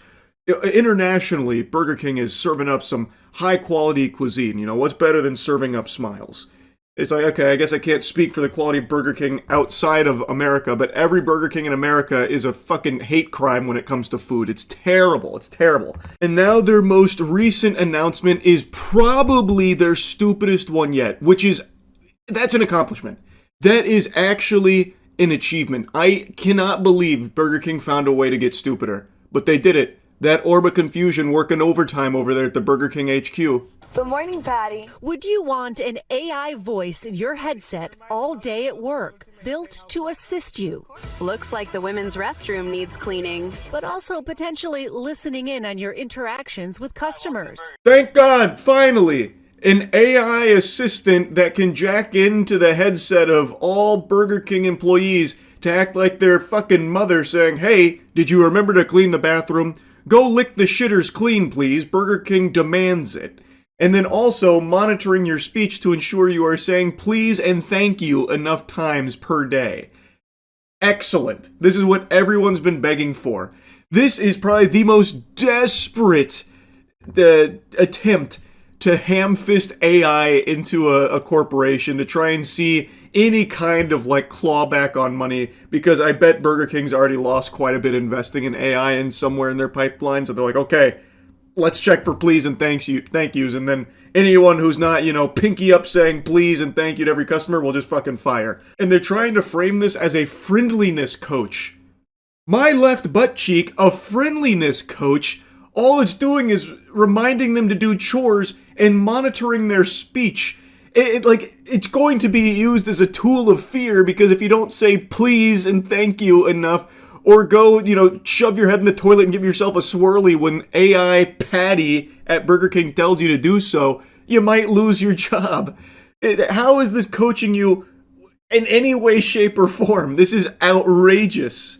And also, believe it or not, Burger King's biggest issue isn't the lack of manners and friendliness. It's not because they're devoid of pleases and thank yous. That's not why people avoid Burger King like the plague.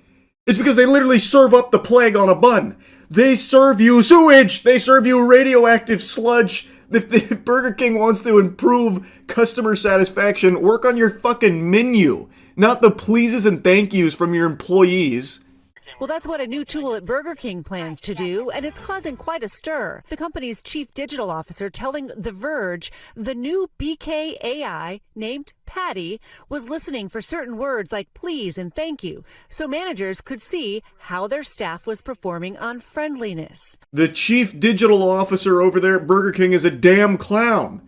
Well, this is so fucking stupid. What in tarnation? Imagine everything goes wrong in your life and you unfortunately go to the Burger King drive-thru because every other fast food place is burnt down for some reason. So you're in the Burger King drive-thru and you're communicating with the worker and they just keep saying please over and over and over again. And you pull up to the window and you see sweat pouring down their face.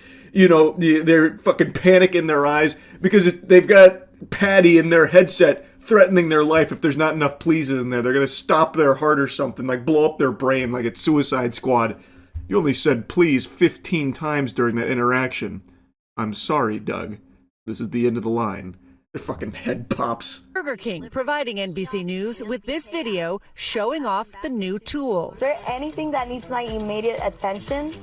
The team's friendliness scores this morning were the highest this week. Yeah! New record for the friendliness score! We did it, Burger King employees! We're super friendly! Thank you, AI assistant Patty, for keeping everyone in line and coaching us on how to say please and thank you enough.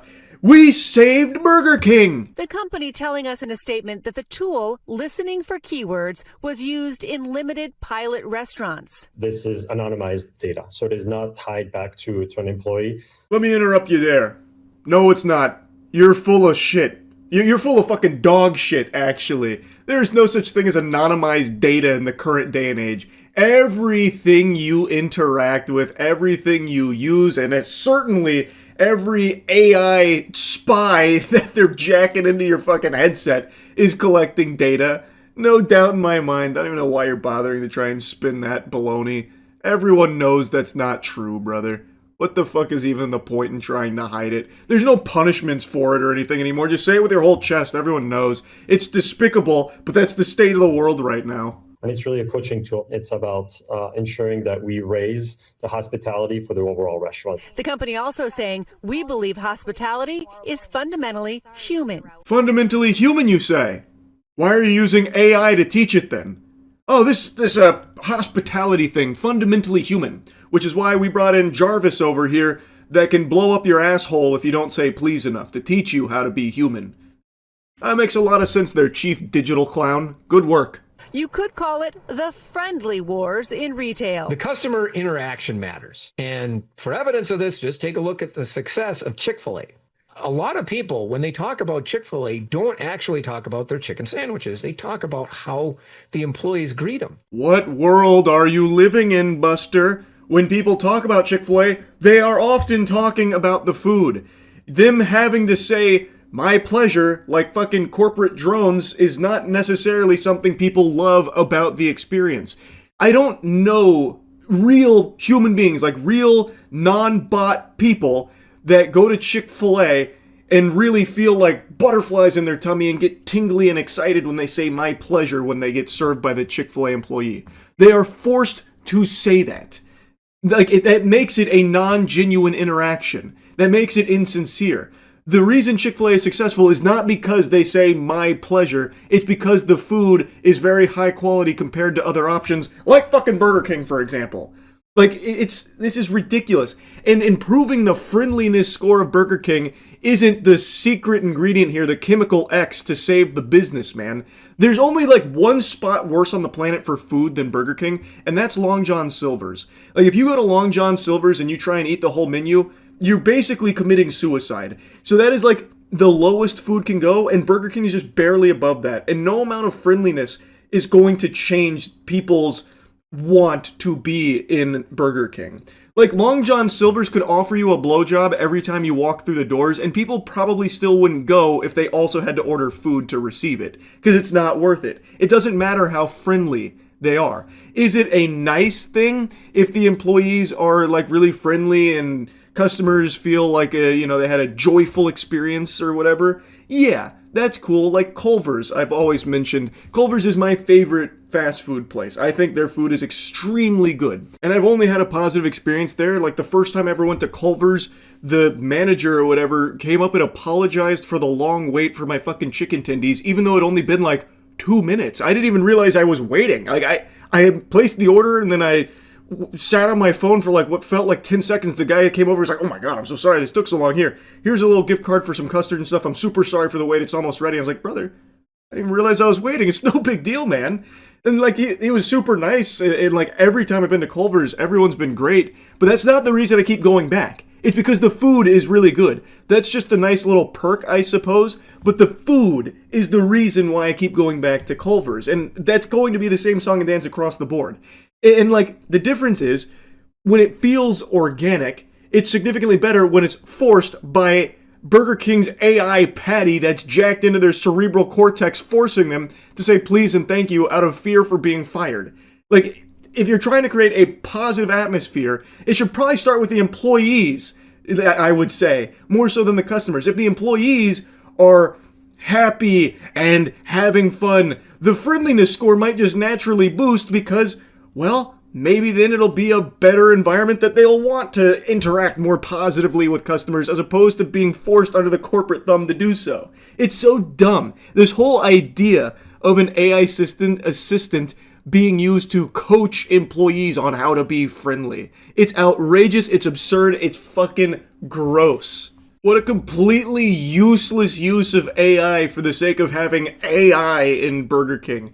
I cannot believe how dumb Burger King is, man. It blows my mind.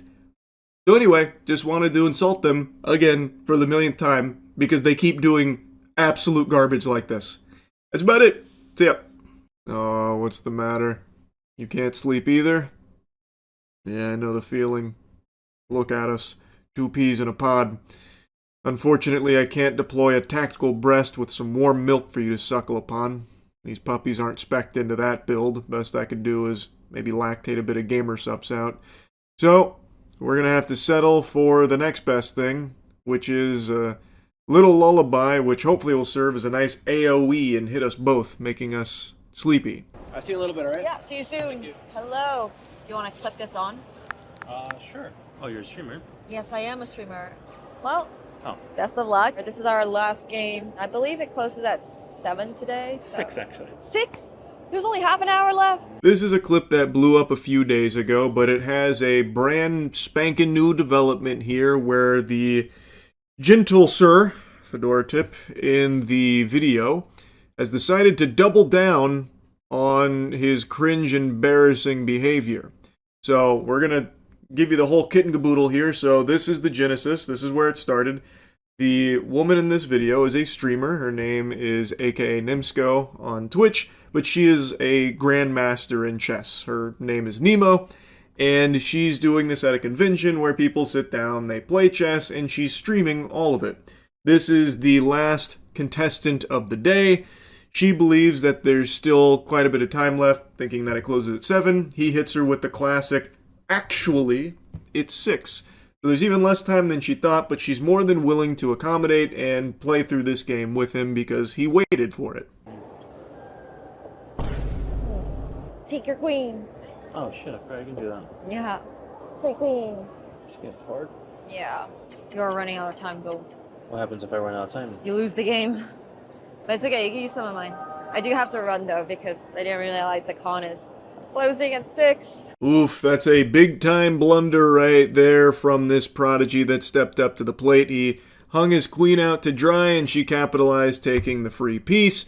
He then hits her with the, forgot you could do that. Now, when I first watched this, I assumed he was just like a fan of her and wanted to at least like interact and play a game for fun, despite not being like an active chess player. Him being unaware of how the knight can move, to me, was evidence of that game theory, but turns out that's not the case at all. He actually takes this extremely serious. He's treating this like it's his fucking Super Bowl here. So, as you can see, he's starting to run out of time. She mentions that, saying like, hey, you're running out of time, but, you know, don't worry, you can use some of mine. That's time. Yeah. Okay. I'll pack up while you make your move. You know what? I surrender. Are you sure? Okay. GG's. Zoinks! Jinkies! The declined handshake in anger. That's fundamentally a rage quit moment there over the board. Very unsportsmanlike. That's a 5-yard penalty, no doubt. And again, she was willing to let it go on even though he did lose on time. He was taking oodles of time here coming up with his moves and then still ended up just giving away a free queen. So it's not someone who I think actively plays chess, so I don't know why he's getting so heated about it. It's pretty fucking embarrassing because this isn't high stakes here. This isn't a game of life or death. It's not a goddamn shadow game from Yu-Gi-Oh! Or anything. It's just supposed to be entertaining and enjoyable, and you get to hang out, you play a little chess. She's a grandmaster. You were never going to win. So I don't know why he's getting his ham so steamed about it. Alright. It took forever. Okay. Oh shit, he took the mic. Oh, hello. He took the microphone. It's alright, he forgot about that. So, he wanted it, yeah? I feel like you really wasted my time. Oh, I'm so sorry about that. Waiting. You told me after this person, and then another person comes in. I'm so sorry about that. That guy, you're like, oh, I'm gonna see you at dinner later. Yeah. God, I was waiting here for like half an hour. Can And I... we just rush through it? Well, you're welcome to play out the rest of that game if you want to. I gave you that option. And then here comes the wambulance. So he starts really whining about how she wasted his time. Brother, you're not entitled to her time in the first place, by the way. This is just a little fun setup at the convention. It's not that deep. But anyway, he then accuses her of rushing through the game, even though he lost on time, and she made a very generous offer to still play it out just using her time in order to finish that game because he waited a while, I guess. Which again, if you were unsatisfied with the wait, fucking leave. You're not held hostage there. He doesn't have the fucking cuffs on him, forced to play. Like, what? Just go. Just leave. Why? What? It really feels like he wasn't there for chess in the first place. It seems like he was there to try and, like, have this be some kind of pseudo date or something. So when someone else was in front of him, or someone else that she knew, like, stepped in to play a quick game, it, like, deeply offended him in that capacity. And again, I don't think he was actually there for the chess itself, because he's like, oh, I didn't know you could do that. What, move the knight backwards? Like, what the fuck what? So, the whole thing just smells very fucking fishy, and it's really weird. And his behavior just continues to deteriorate about it. Okay, I'm so sorry about it. Is there anything I can make up for it? I can give you chess.com diamond memberships or anything like that. Membership for chess.com? Yeah, if you want one. Okay, take a picture. I'm gonna give you a second one as well. And heck, since you're the last person for tonight, take a picture of the third one. So then if you redeem these, you'll just have like 3 months free membership. There you go. Take a picture of that one too. Sorry about that. I'm really sorry if you feel like you wasted your time. You did waste my time. Okay. So, fuck you, but I hope you have fun with the convention. Okay. The guy there was so like, fuck you, gave me the middle finger off. She is going above and beyond to accommodate this loser, being extremely nice, offering him 3 months of premium membership, again, for a complete non-issue. This guy feels like his time was wasted. Why? Because he chose to wait in that line and then sat down fucking drooling and blue screening in his brain, blundering his queen, and then just sitting there idly with the Orb of Confusion in his pocket and then losing on time before surrendering? How is that her fault? If you wanted a longer time with her at the chessboard, or you wanted to, like, prove yourself, fucking play chess. Learn how the knight moves, I guess, bro. Like, what? Why is any of this her fault? Like, she didn't do anything wrong here. All of it's streamed, by the way, so you can see it all. There was nothing strange or underhanded. She didn't go up there and put her hand on this guy's head like, no, stay back, you swine. Everyone else is coming first. You will be the last one today. Learn your place, plebeian. Like, nothing like that happened. She didn't disrespect him or anything. So, but he still feels so slighted that he wraps back around, gives her the middle finger, and says, fuck you, while getting to reap the benefits of 3 months worth of premium membership that she's given him because she's just, I guess, very nice. If anyone's time was wasted, it was hers for having to interact with you for this long. And now, like I said, this blew up a couple days ago. He got clowned on, and then he wanted to give his side of the story. So I read an article that apparently he is now doing his tell-all here about what actually happened. Against this person, I have no idea who she is, but there it is. First off, I was just laughing at how ridiculous the video is because it doesn't offer any context. So there was no line there. I have no idea who this person is. It just says like, hey, let's play some chess, you can win a prize. Cool. If you want to let people know that everything that's happened bothers you greatly, try and pretend that it doesn't. Well, I actually couldn't stop laughing about the whole thing. People just don't understand the full scope of the situation. And I can't help but giggle. I shouldn't, in fact I shan't, but I can't help but giggle a little bit about this because it doesn't even show the whole context of what happened. So please, let me enlighten you. Let me give you the real scoop here. It's just, like, I always hate that approach from people when they try and, like, oh, I'll just brush this off. Yeah, you guys are all wrong. I'm right. That kind of attitude. It's so fucking, like, cringing. It's awful. It elicits the yuckies out of me. There's such a bad vibe about that approach.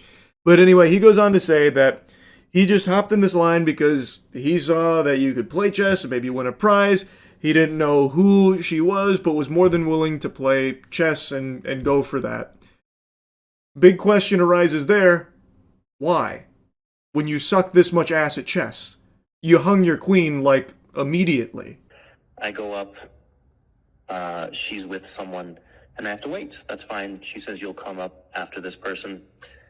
That, there's a timer going on, and I see that, so I'm hoping that these matches are going to be short so I can go, but they're not. The timer runs out, it's made completely irrelevant, and, she's just having conversation, talking to this person. It's going on for a while. Pal, you asked for that same thing, by the way. When you lost on time, she also extended the same courtesy to you, like, hey, look, we can keep going, we can play out the rest of this game. It's not that big a deal. So it seems like she was just more than willing to let people play chess with her and try and, like, enjoy the experience of playing against a grandmaster. Because that's not something a lot of people ever will get the opportunity to do. It's supposed to be something fun, which is a concept that completely eludes this guy, apparently. He took this as, like, a call to arms or something. Like, I must compete for this prize in this chess match. Chess, which something I don't really understand how the knight moves, but I can do this. I must do this, in fact. So he's complaining about other people getting to play through time, like after it runs out, when he himself wanted that same privilege. Whatever. Match ends. And then, without even acknowledging me at all, some other guy comes up in front of me and starts playing with her. I do feel a little disrespected at this point, because if I'm going to wait for you, I'm just, I'm not doing anything wrong. I'm just waiting. But you're going to just kind of push me aside. That doesn't feel right. But I've already waited long enough. I'm waiting for another friend of mine, so might as well. But why, though? Why might as well if you're going to be salty about it?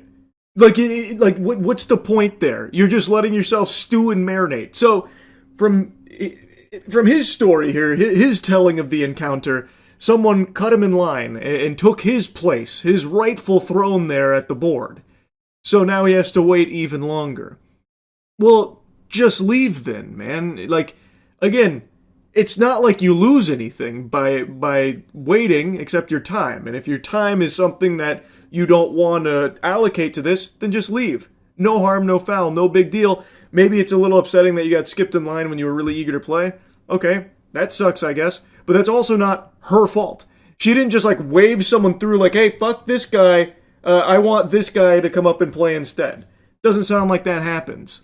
It sounds like just some other guy went in front of the line in front of this guy. And if that is what happens, why didn't you say something to the dude? Why didn't you take it up with the guy? Why do you take it out on her? It's not her fault. So why are you going up berating her and then saying fuck you, giving her the finger, storming off, that kind of thing? Why take out all your frustrations on her when she had nothing to do with your place in line and your wasted time that you chose to still continue to sit there and not say anything to the guy who skipped you? Were you afraid to confront him? Their match goes, I want to say, even longer. Not entirely sure, but again, timer is completely disregarded entirely. She's like coaching the guy, talking to him, saying that they're going to meet up after this. So I'm thinking, I'm waiting for you, and you're just kind of hanging out with your friend. That doesn't feel right. It feels like my time's not being appreciated. What do you mean your time wasn't being appreciated? Brother, the only one not appreciating your time was yourself. If it's that important, the time that you were losing in there, you should have left. It is not her responsibility to be conscientious of your time, of you choosing on your own volition to just sit there and just fucking bake in your own anger. She had a little event. You sit down and play chess. She had people coming in. She was playing chess. You were one of those people. How was she supposed to know that there was some turmoil going on over there with your place in line? And when she did have the unfortunate encounter with you, she was extremely polite and sensitive to your sensitivities around your time. She let you play out the game past time, offering to keep it going, letting the game continue because you did wait and you were the last person there at the convention, so she was more than willing to be accommodating. And when you wrapped back around fuming, taking out your frustrations on her and getting upset, she was extremely apologetic that you felt the way you did, and then even went way out of her way offering you 3 months of premium membership, which you should not have gotten under any circumstances, by the way. That was very undeserved. All just because you fucking ordered some french fries here about your wasted time that you wasted yourself. Like, she did nothing wrong, and he is still doubling down on this as though people just didn't understand the full story. Brother, the thing was live streamed. Everyone knows everything that happened because it was all on stream. You can't even fall back on that like missing context excuse. So, match finally ends. I come up. I'm a bit frustrated, but I'm trying to keep it together. You know, we're playing, and time runs out. And I can tell, you know, she had a mistake with when the convention is ending, so she wants to go. Timer ends. You know what? I can tell, and I feel like she really just wants me to go. I feel like she's already kind of been disrespectful to me before. She clearly just wants me to leave now. So I get and I go. And I am very frustrated, right? I'm very upset with the lack of time management, the fact that there was no line, there was no people there, and yet I'm still having to wait for so long. Then don't. No one is forcing you to do that. You even said you don't know who she is. Why are you waiting that long for this then? I don't get it, man. Make it make sense. I don't understand. And again, if you wanted more time there playing chess with her, get better at chess so you could play out a full game without just getting steamrolled. Like, you were never going to win in the first place against a grandmaster, but maybe you wouldn't have blundered so quickly and had everything go tits up right away. Like, it's very peculiar what this dweeb is even so upset about. And he's still upset about it. He's still frustrated. He is defending his behavior, where, again, I don't think there's any justifications for it. He's just a jerk. Like, he's just mean. He was just very upset at her for nothing. And yeah, I was very upset and I left. I wanted to come back because it just didn't feel right. It really just didn't feel like I was treated properly. So I wanted to make my case. I was like, hey, you wasted my time. I wanted to be upfront about that and say, like, I don't appreciate it. No, you wasted my time. And I was angry. And she tried to respond in a very nice manner, and I acknowledge that. But that doesn't change the fact that I was wronged and I was disrespected. No, you were not.